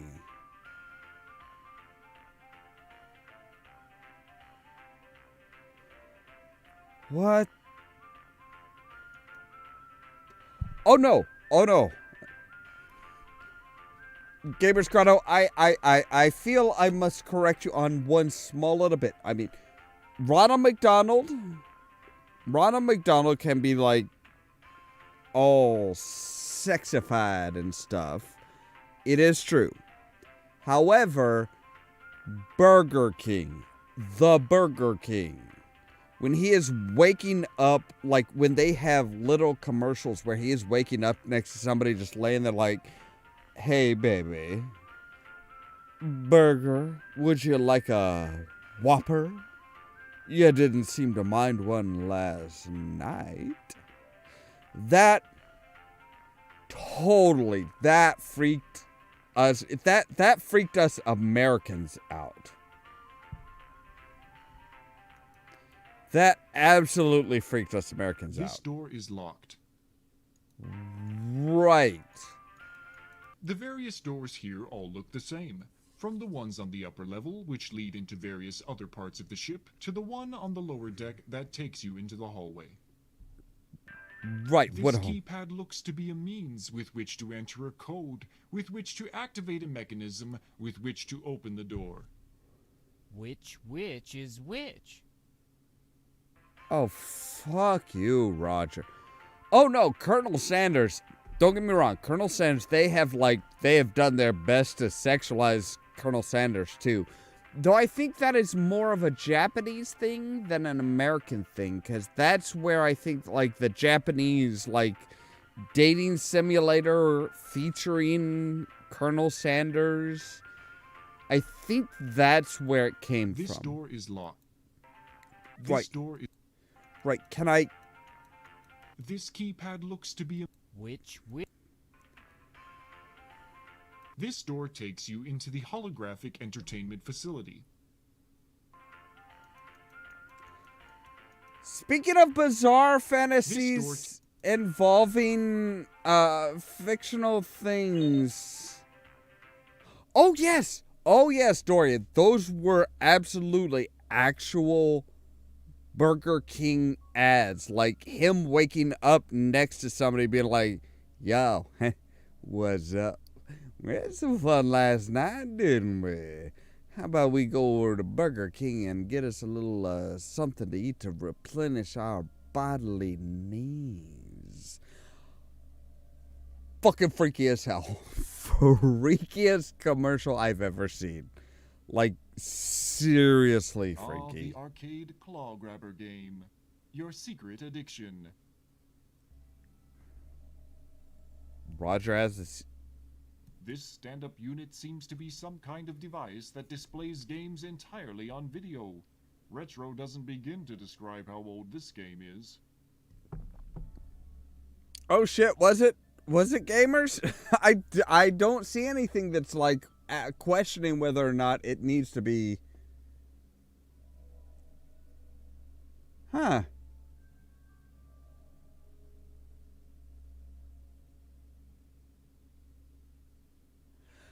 I will not, provided there's no nudity or anything like that, I will not say no to dating sim live streams.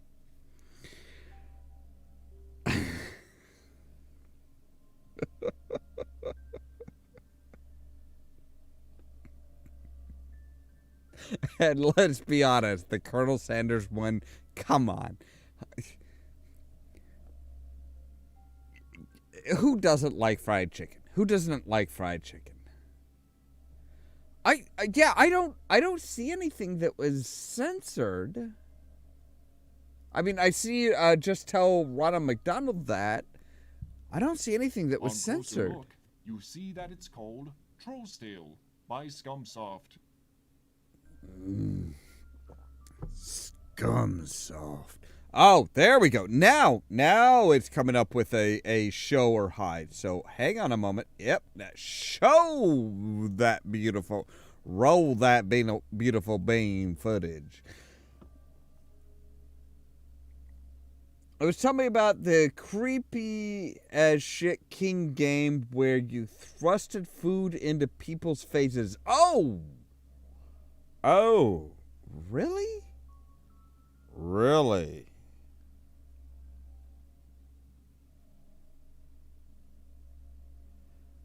Look, I don't know what, I mean, you know, let's be honest here, Dorian. It is Kentucky Fried Chicken, or KFC as they're known now, because fried is a bad word. But it's Kentucky Fried Chicken. Inevitably, whether alive or dead, raw or cooked, you're probably going to see a cock. You can't just have hens for your fried chicken. You're going to have to cook up and serve some cock.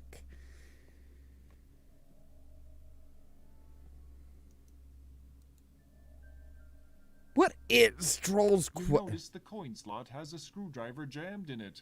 I guess this means you don't have to pay to play. Take the screwdriver. Awesome.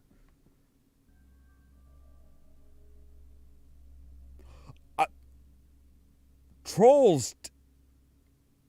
No. 2984 Scumsoft Inc.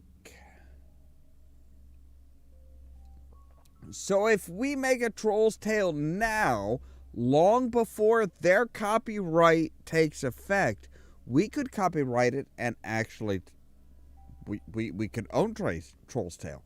We could probably make a mint. If nothing else, we could sue Scumsoft into bankruptcy. Oh, okay. Really? Really? They actually went full Maniac Mansion.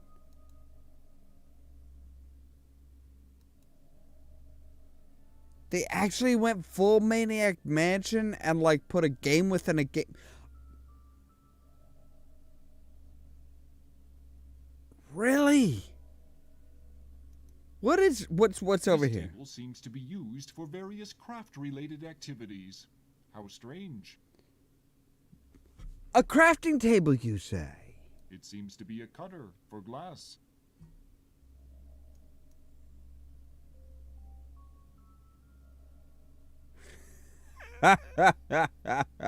Microshaft. You take the glass cutter from the craft table. I'm sorry. You never know when you want to cut a piece of glass. I'm sorry, but Microshaft is like the perfect parody and the perfect like FU to Microsoft. Because it's like, oh no, they're going to give you the shaft, but it's going to be really small. You're not even going to notice it. It's going to be minuscule. It's just... Was it? Was that one of their really, really early games? You start pressing buttons until one of them finally opens the doors. Because, I mean, Sierra Online... Here's one of those things.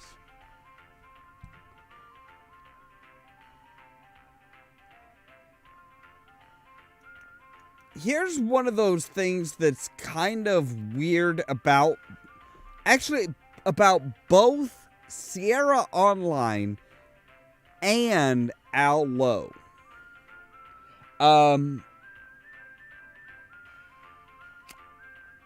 Leisure Suit Larry was not Al Low's first game with Sierra. And here's one of those I would love to have. Oh, if I could have Al Low on voice chat for one playthrough of one of his games with Sierra, I know I absolutely know which game I would choose. And it would be I think it was Mickey Mouse in Outer Space. Actually, I want to know, was it Mickey Mouse in Outer Space? I'm pretty sure it was Mickey Mouse in Outer Space.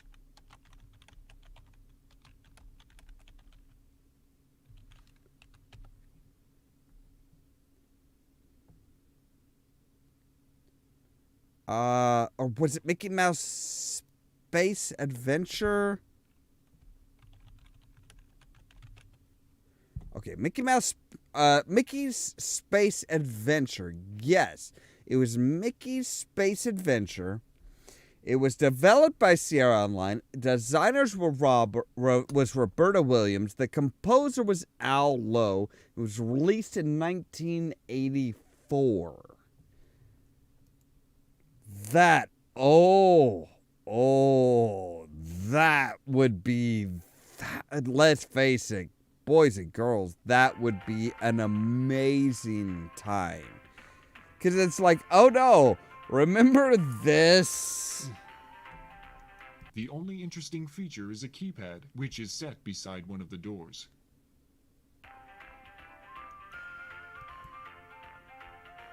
This door is...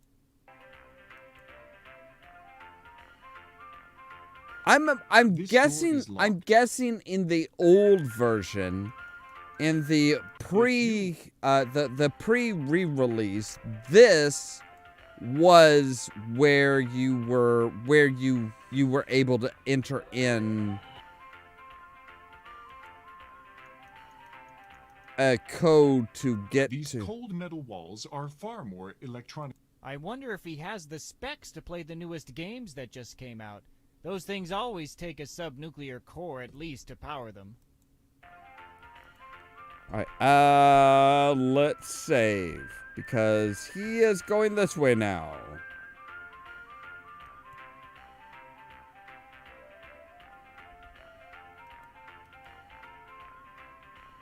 Duck in, duck in, duck in. He can't, yes. Yes, Wilco. Yes, Wilco. All right, the new key card. There we go.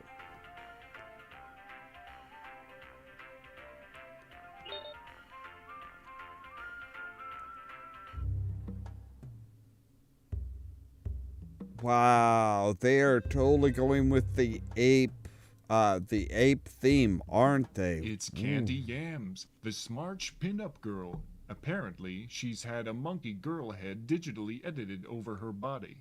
It took a long time for you to notice. I bet it did. Because there isn't any hair anywhere down there, and that's all you were looking at, wasn't it, Roger? You. Though it's a tempting treat, you'd rather not mess with another man's banana. Oh, wow. This poster seems to be an advertisement for an unreleased holographic game. Play with an ape? I'm guessing it's Donkey Kong. I'm guessing that it is Donkey Kong. Right, waste can. You grab the wastebasket. Aren't you amazed by how much stuff an adventure game hero can carry? Actually, you just gotta know how to pack. Kind of, because that was like 3/4 of his leg length. Activating the power only presents the statement, "Please insert cartridge," before it powers down again.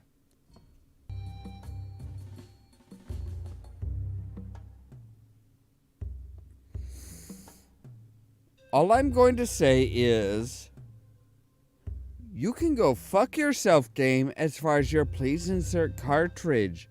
I didn't know, okay? I'm sorry. I didn't click on every damn little thing. It won't open. The mechanism must be fingerprint sensitive. I did remember in the Let's Play, and that's all that really matters, isn't it? That's all that matters. You doodle out a scene of you defeating a vine monster, but in the end, it looks like someone sneezed on the datapad. You doodle out a scene. You're not sure it's pointless enough to be worthwhile in an adventure game. What? On the desk, you see an irrelevant blank datapad, a plot-significant note, and a pointless cup full of thought transmission styluses. A plot significant note. A plot significant. Really? Really? It reads 3 banana. That makes no sense to you. It is obviously necessary because we just got points for reading the note. So 3 banana. 1 banana, 2 banana, 3 banana. All right. I don't know. Okay. Save here. Save here. Because we can either go into the hidey hole or keep on going. Oh shit, no. No. It looks But wait, like you it have goes- been formally introduced to the floor waxer.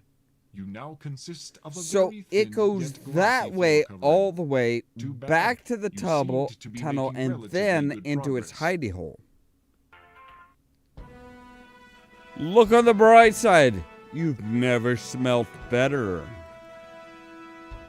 I would disagree. I have actually once, in a game, fallen into a metal smelter. So I would say that, yes, I have smelt. Oh my god. Go, Roger, go, Roger, go, Roger, go. Go, Roger, go. Go, Roger, go. Yes. Oh, thank you. Thank you, Roger, baby. Oh, thank you. Roger Wilco, awesome motherfucker.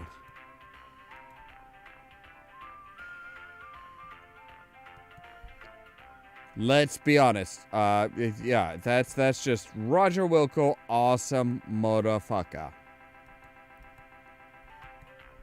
Okay, there we go. Yes.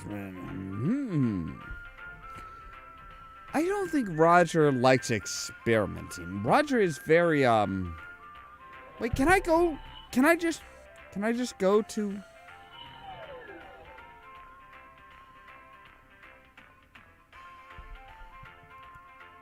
So this is still level 5, right? I mean...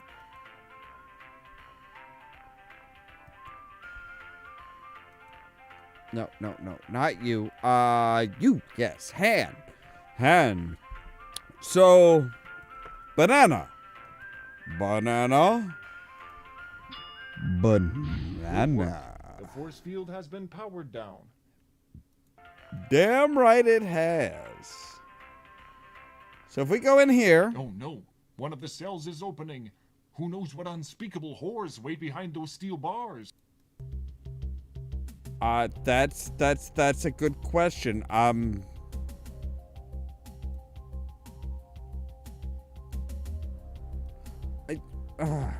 right, fine. Oh, yuck. The dark and spiny beast with massive red lips grabs you up, and after a longing glance, proceeds, don't read further if the phrase French kiss bothers you, to plant a very moist French kiss on you. You are left quite stunned. We really don't have a That's it. It gave me a French kiss and just buggered off into the ether. Really? That looked like a xenomorph. That looked like a xenomorph. You know a janitorial closet when you smell one. Almost at once, you sense an emptiness, a melancholy longing. You begin to feel homesick. It's quite dark in here. You do notice a plunger, however, which you take. Seriously, that's... It's a man. A very scary man. Hi. I'm Roger Wilco. Why are you locked up? Ah, Roger. So nice to see you. The man just looks at you and licks his lips. Hi, Hannibal. I'm just gonna keep on trucking. This is the most disgusting creature you have ever seen. It looks really mean. The creature says nothing to you. You wonder if it even speaks intergalactic. We have a translator, don't we?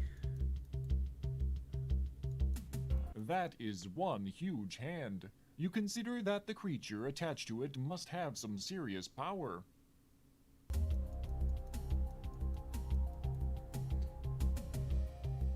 Oh! Whoa! Oh, Roger, you're a mother. Another senseless tragedy. You can help prevent this. Vote yes on lobotomies for adventure game designers. Okay, so I am guessing that approaching the cells from that direction is not preferred. I can, however, I can at least say banana, banana, banana. Good work. And take those down. Now, let's go back and approach them from the other direction. Floor 1, please. Thank you. Thank you.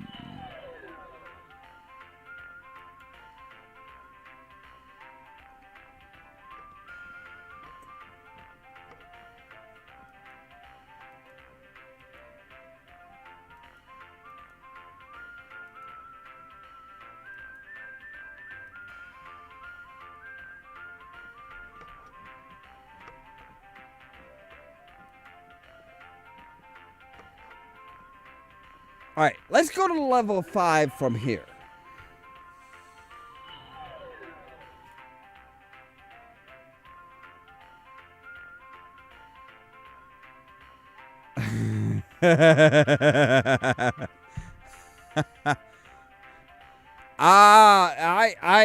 I believe me, yeah, King's Quest V was not as bad. King's Quest V was not as bad as King's Quest VIII. Hello? Oh. Youch! You feel alarmingly lightheaded. Apparently, you were a prime focal point for some aggression channeling by one of the caged creatures. Your headless composition indicates that your attacker possesses considerable strength. A good guy to avoid in the future. Of course, you are damaged beyond repair, and the game must end. You've made quite a bit of progress, though. Don't start screwing up now.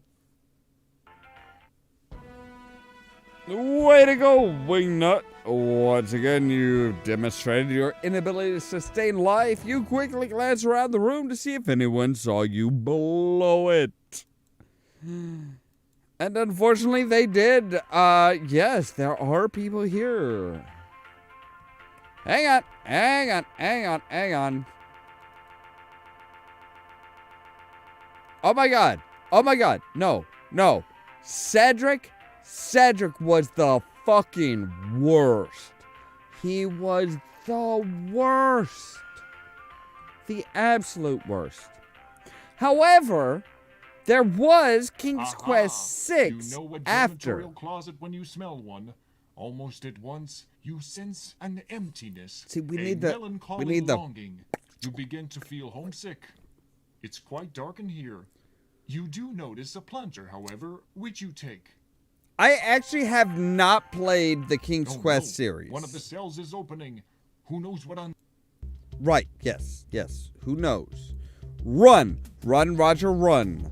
Run, Roger, run. Run, Roger, run. Run, Roger, run. Run, Roger, run. Around the big ape-like hand. And yes, absolutely. Go, Raj, go. Go, Raj, go. Go, Raj, go. Yes, hey. Stick that up your little two lips, ya. Now, see, King's Quest V was... King's Quest V, if I remember right, King's Quest V was Sierra's first point-and-click adventure game. I remember reading an article in a magazine when it came out where they were wanting to make, where it was made specifically for people with disabilities. They couldn't type, they could only move a mouse. That's a good point, Dorian. That's a good point. It did have wax lips, didn't it?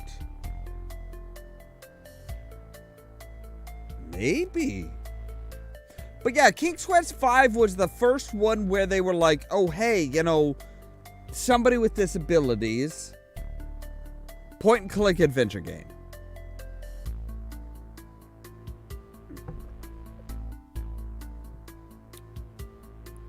The problem was is Sierra didn't really have a lot of... springs up before you.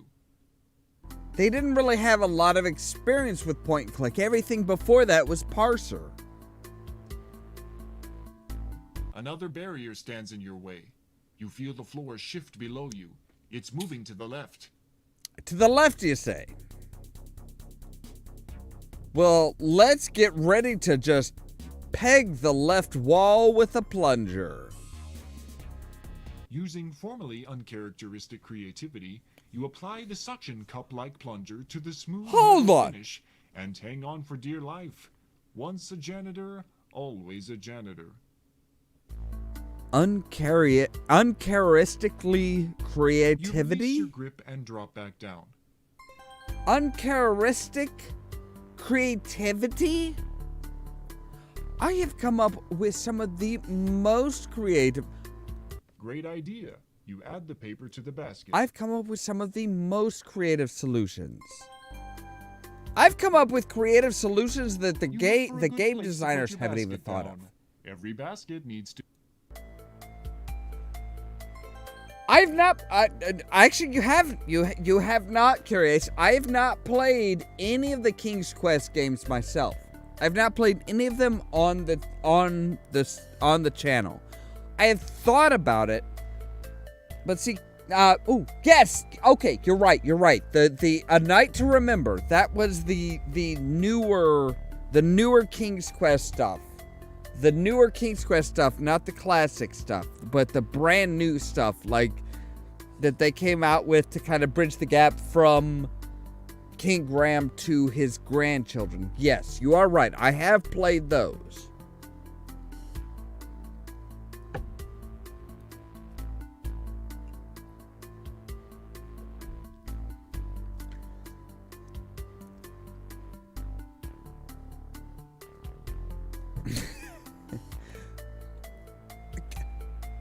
Right?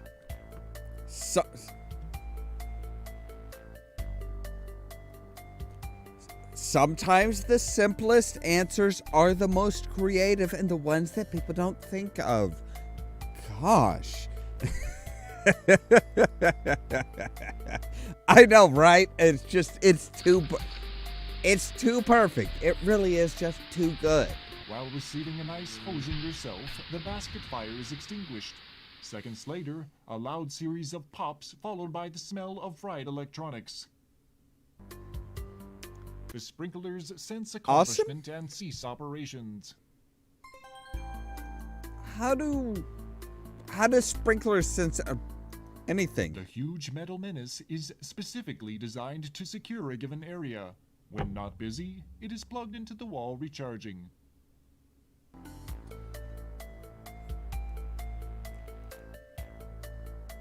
Yeah, the fire and subsequent shower seems to have shorted out the burnished bullies. Thank you. Thank you. Oh, wait, door. Sludge. You have just entered Vohaul's secret chamber. The evil one himself is seated before a large console high on a platform in the center of the room. Standing obliviously ready are many of the dreaded salesman clones. So, Roger Wilco, we meet again. I must say, I'm quite impressed with your resourcefulness and tenacity. I'd love to Thank chat, you. but I'm busy preparing the last of my salesman clones for their trip to Xenon. Feel free to stick around and observe the downfall of your civilization. Sludge, A baby. genetically engineered insurance salesman, ready to be set loose on the universe. Boy, that Vohaul is a real evil mastermind. Right? Sludge? Going somewhere? Yes. I'm gonna put my fist up your ass. Give Not it up, Vohaul. It ends here. Never. I will not be defeated by a janitor. I have a small surprise for you, Wilco. You feel a beam of light emitting from a unit in the ceiling. How do you feel, Light? How do In a matter of you seconds, feel, Light? You are broken down into microparticles and extracted from the air. Again, the beam strikes, this time blasting into a glass jar on the console. It is there that you are reconstructed in a miniaturized form. Of course. That actually, Gamers Grotto, that is one of the things that people took a long time realizing with voiceovers in games. And a lot of independent freelance people kind of need to learn that. The biggest hint, the biggest tip that I could give you is have something soft and flowing and fabric around behind you. For example, I am more or less in a small room right here. But this is just, my backdrop is like 3 or 4 micro fleece blankets just hanging from the ceiling. That prevents my voice from hitting the wall and rebounding. I have an old sheet basically kind of hanging from the ceiling, covering the ceiling, again, so that fabric is between me and any hard surface so that it's not going to rebound and echo. That is the biggest thing that you can, that any voice actor, any independent voice actor that's just like, hey, I'm not building a professional studio. That's one of the easiest ways to do it, is just hang micro fleece, particularly micro fleece blankets from the ceiling to the floor, and then just like a sheet along the ceiling. And oh yeah, it will stop any echoes. And then, make sure that the mic is no further away than like a foot.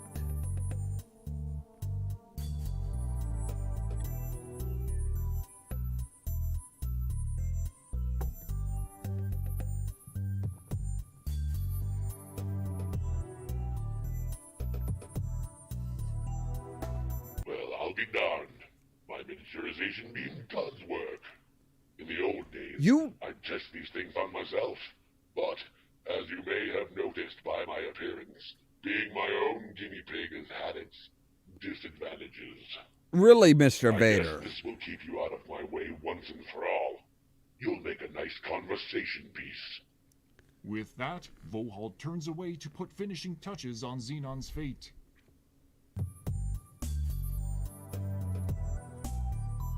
Oh, now there's... The newly cut pane of glass falls to the counter. Apparently, Vohaul doesn't notice.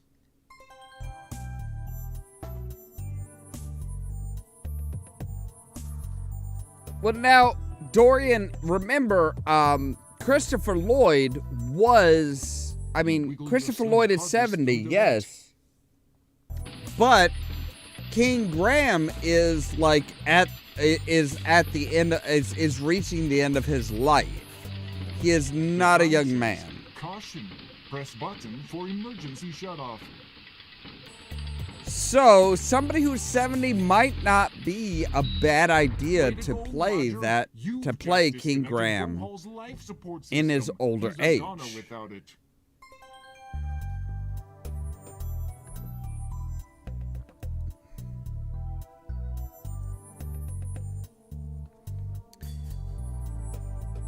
But you can see Vohaul struggling to take his last few breaths. Oh, yes. Not you again. You think you have won, but all you've done is to seal your own fate. The fate of being fucking awesome? Before dropping to the floor dead. I mean, let's face it. I am fucking awesome. Alright, so we need to turn the switch on, I'm guessing.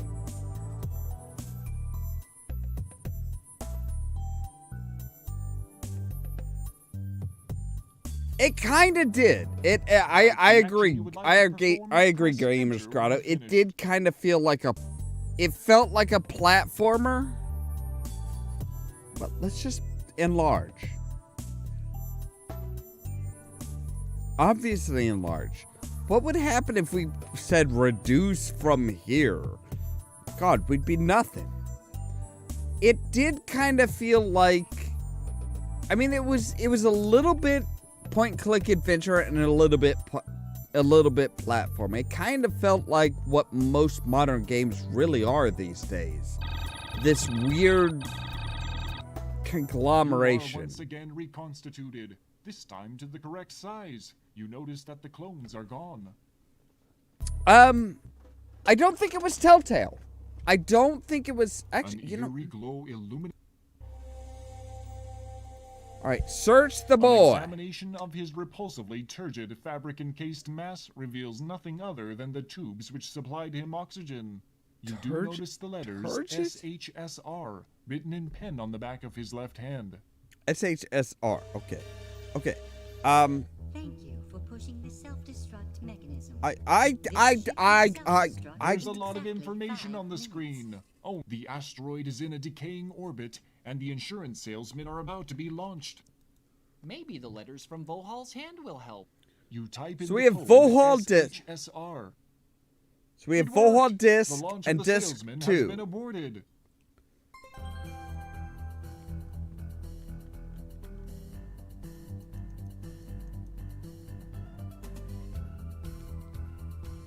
But yeah, it was actually kind of, it is kind of an official King's Quest game. The new King's Quest. Noticing an oxygen mask, close the box. Yeah, it's an episodic one. Thank you for pushing the self-destruct mechanism. This ship will self-destruct in exactly 5 minutes. I'm sorry, did you just reset?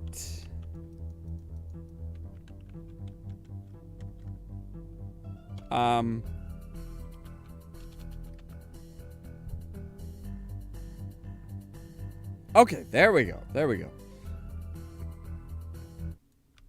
But yeah, I know the one you're talking about. It was episodic. The Odd Gentleman, yes. It was actually officially, it was kind of officially, it was an official King's Quest game. And it was meant to kind of carry it.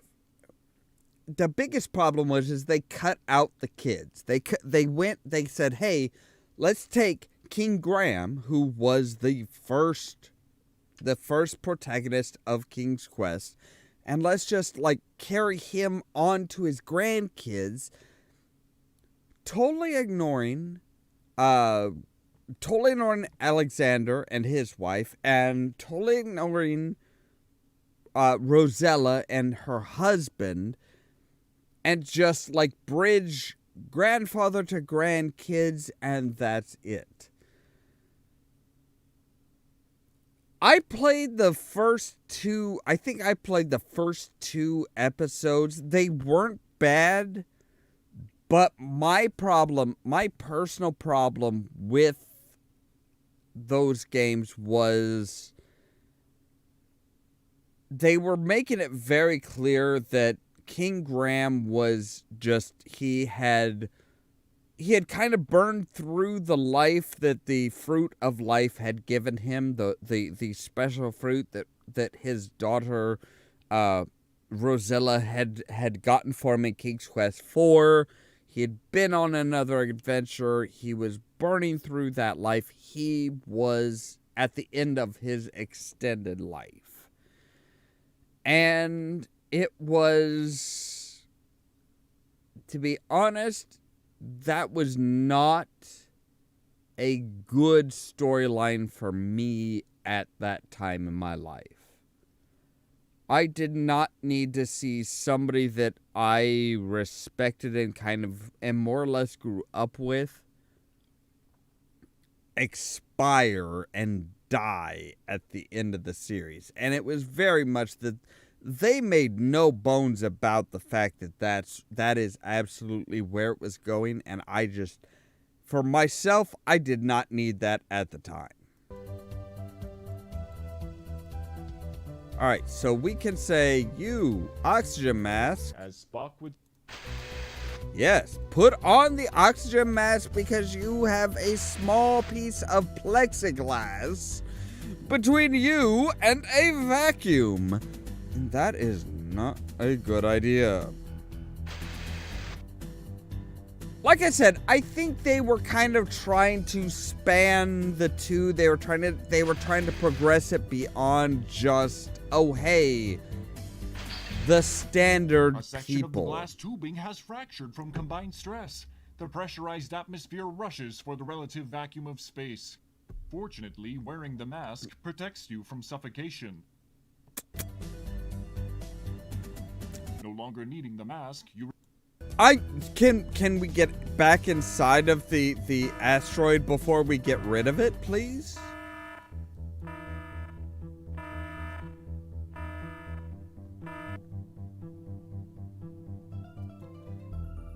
Like I said, I don't think it's a bad game.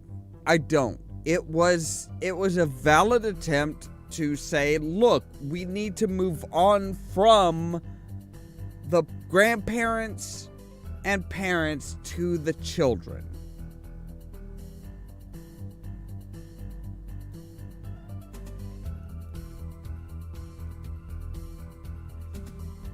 And I think that's what they were trying to do. I think they were kind of trying to say, look, the kids are inevitably... I'm sorry, I have to turn down the effects. Because, my God, that klaxon is going to drive me insane. I think they were trying to move it from, like I said, from the grandparents and parents to the children. Bring in a new batch of heroes, a new batch of people that were raised on King Graham's early years before he even became a knight and took the throne, before King's Quest I. And just kind of like, yes, this is what we want. The robot has apparently decided that it is permissible for you to be here. Oh, thank you. Thanks, Ed209, who you very obviously were. You hit the big red button marked Escape. Warning, emergency escape vehicle launch sequence has begun. You don't need to warn me of that. I'm in the fucking pod. Let's go. I want to get the fuck out of here. There were... I don't know if platformer was quite... If it being a platformer is quite the right term. Because it was still an adventure game. It was still...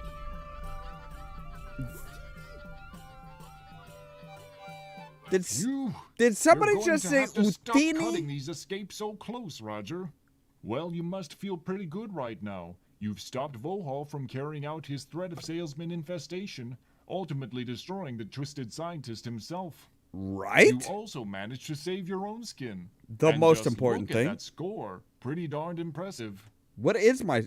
Suddenly, a warning signal draws your attention to the front oxygen meter. It reads low and dropping fast.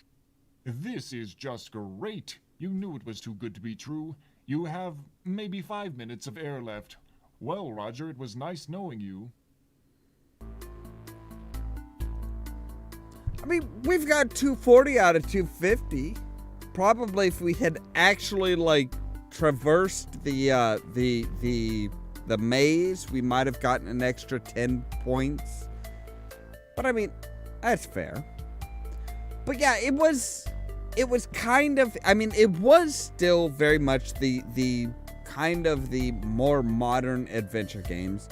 And honestly, I would compare the new King's Quest episodic adventure from The Odd Gentleman.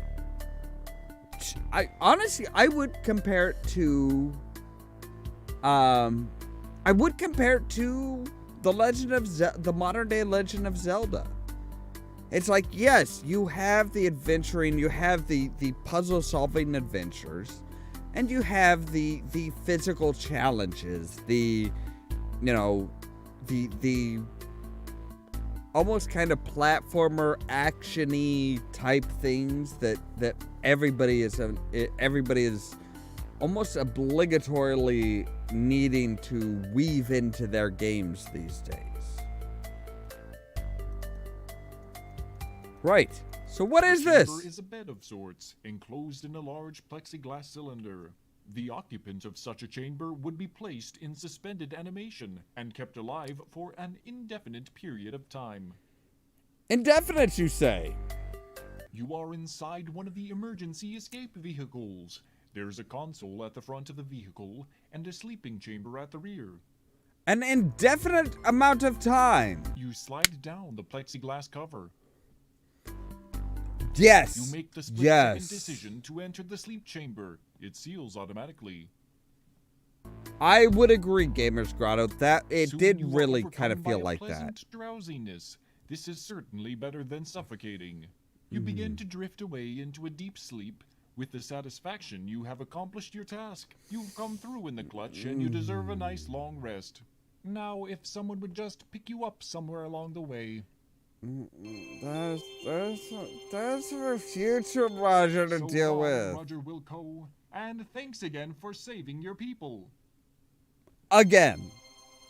You forgot the second again. The end. For now. Hang on.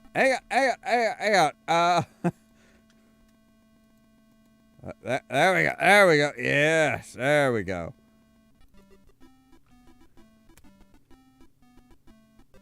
I did. Magna Cum Laude was nice. I actually didn't mind Magna Cum Laude. It's like, yeah, it had kind of the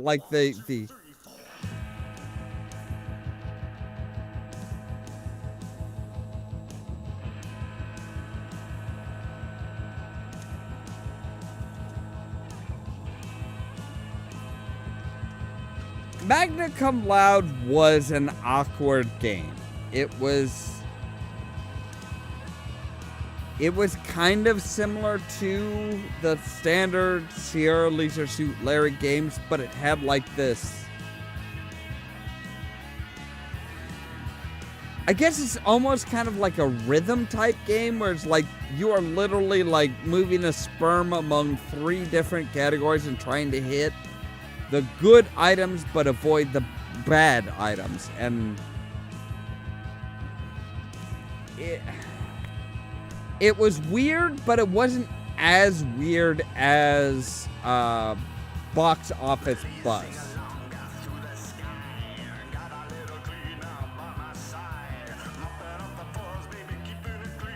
Oh, they have a post-credit scene? They have a post-credit scene.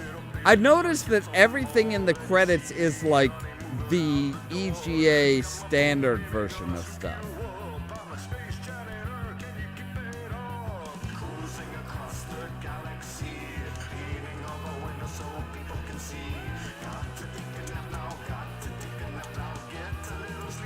Oh god, the original Hunter that looked nothing. It looked nothing like the fucking Predator.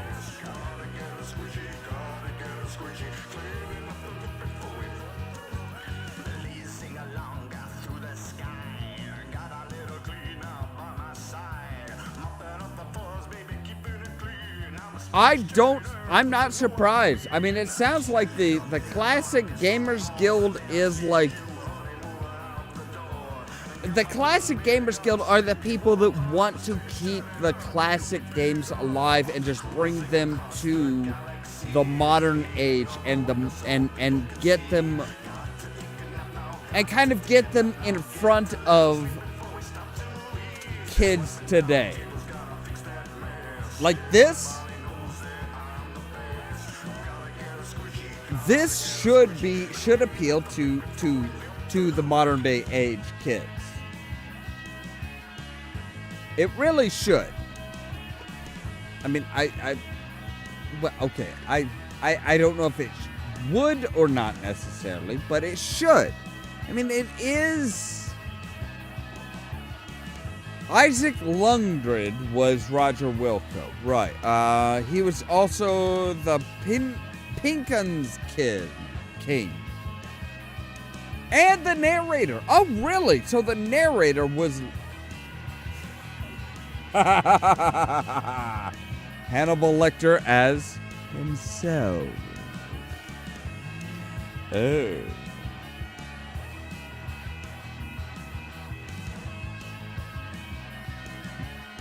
Now see, that actually harkens back to something you mentioned before, Gamers Grotto.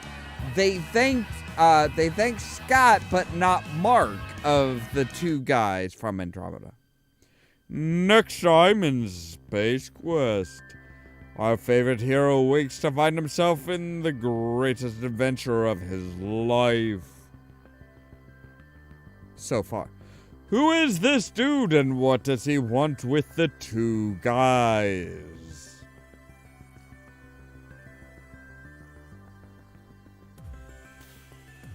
Will Roger escape the Annihilator? See, these are so much better than what they have. And more importantly,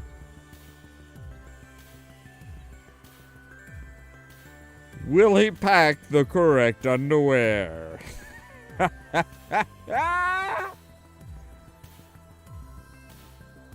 Oh, the Planet! That was the Planet Express. Join our intrepid janitor on his next adventure as he explores strange new worlds.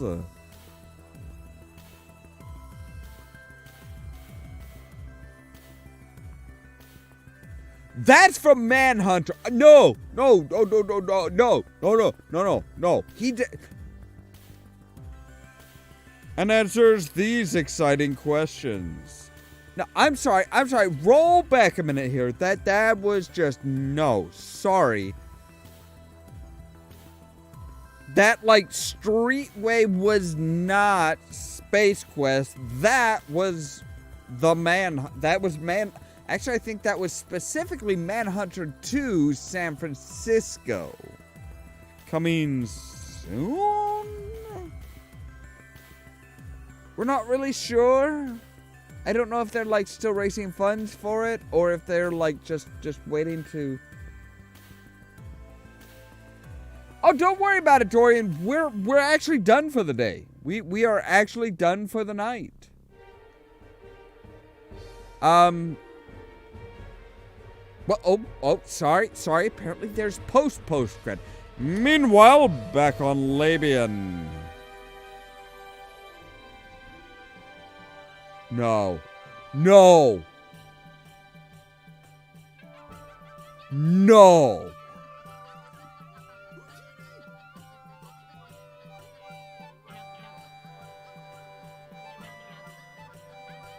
Oh, no.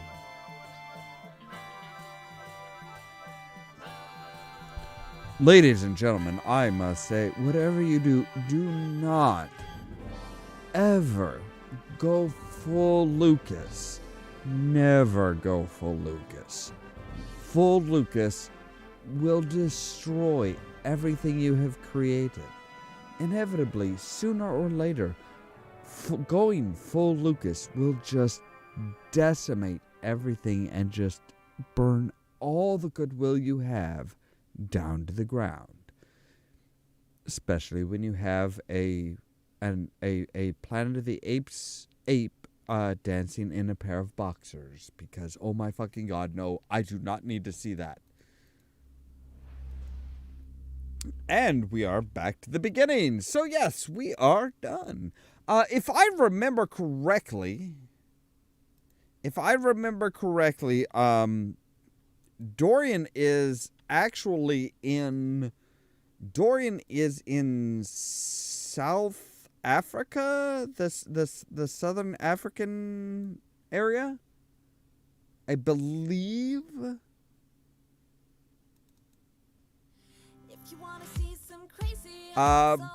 But yes, so that is Space Quest 2, the updated edition, which I actually do appreciate much more because they connect a whole lot of things that really weren't connected to begin with. They correct a lot of things. They add a lot of little nuggets here and there.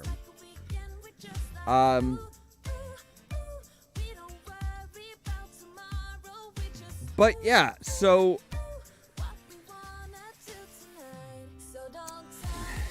yeah, it's I like the fan-made stuff. The fan-made stuff tends to actually be more true to the original. Granted, the fan-made stuff tends to just be remakes of the original or continuations or, you know, a lot of the same jokes as the original.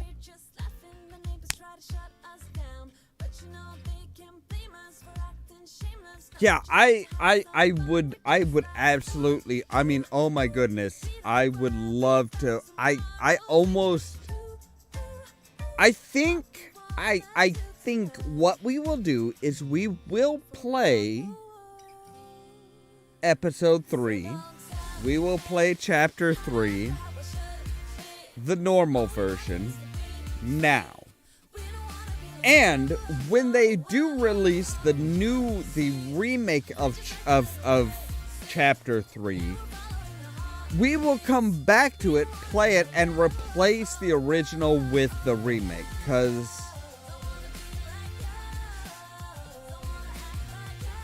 I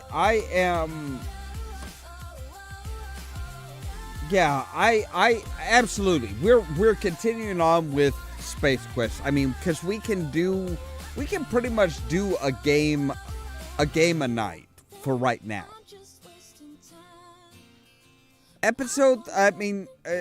Chapter 3 might be a bit of a stretch to get it all in one night. And I don't think we could do chapter 4 in one night. I don't think that would be possible. But especially the first 2 or 3, the first 2 or 3 games are pretty easy to do because they were not known for length. They were known for difficulty of puzzles more than anything else. And that is, you know, that's kind of what they were known for. That was their big appeal, was how do you solve this? And that kept people going for a while because they couldn't just look up the solution on... There was no internet back then. You couldn't look up the solutions. So yeah, I mean, it's the older games took a lot longer, mostly because you couldn't look up the answers. I remember having Prodigy. Oh dear God, I'm totally showing my age right now, but I remember having Prodigy back in the day and having to go to their bulletin boards and say, look, this game how the hell do you do this? I mean, and this was like when I was 12 or 13, I think. It was...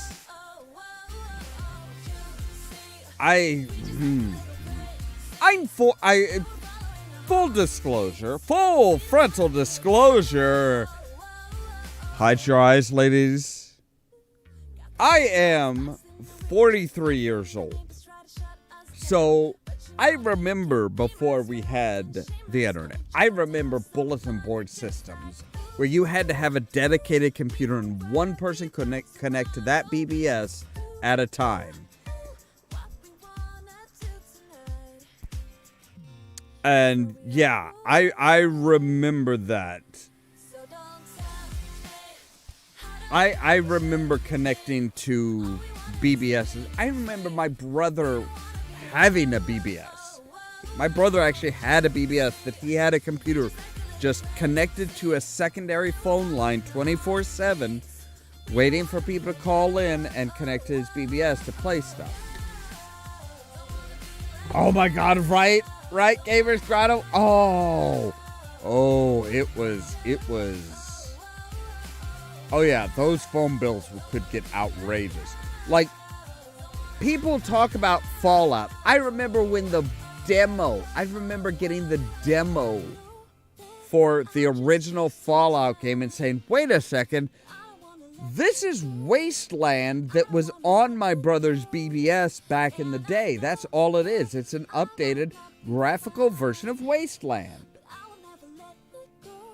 And my brother and people I know that played it with me were like, huh? And I'm like, no, it's the same thing. It's like you have the Rangers, you have all this stuff. It's like, oh my God.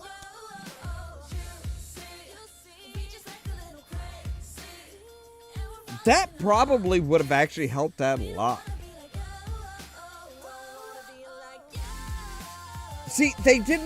Actually, Rascalin, they didn't have a magazine.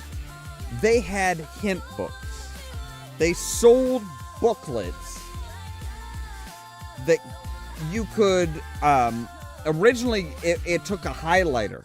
It originally took a highlighter to activate the hints. And you had 3 levels of hints. You had a very, very basic hint. Then you had the secondary hint that was a bit more forward, a bit more honest, just like, hey, you want to read the bowl.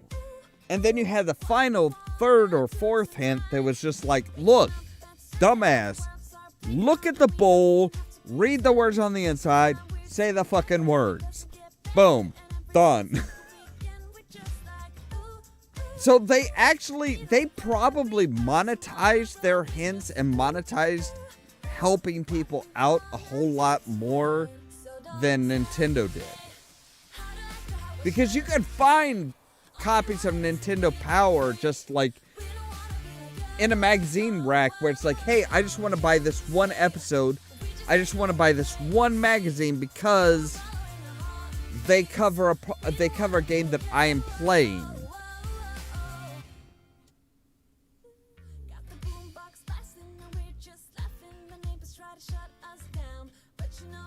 Oh yeah.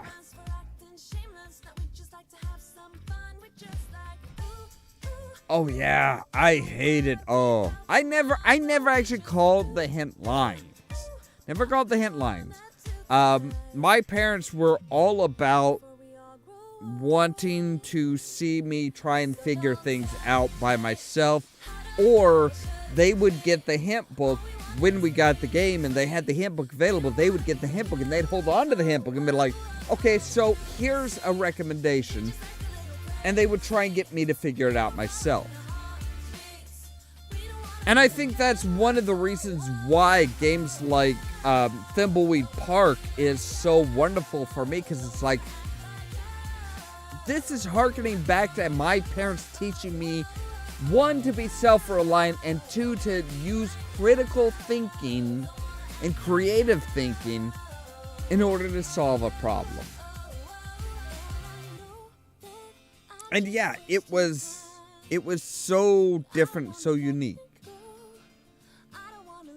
As is, I do believe it is time for me to head to bed. Ladies and gentlemen of the jury, I am going to rest my case and rest my head.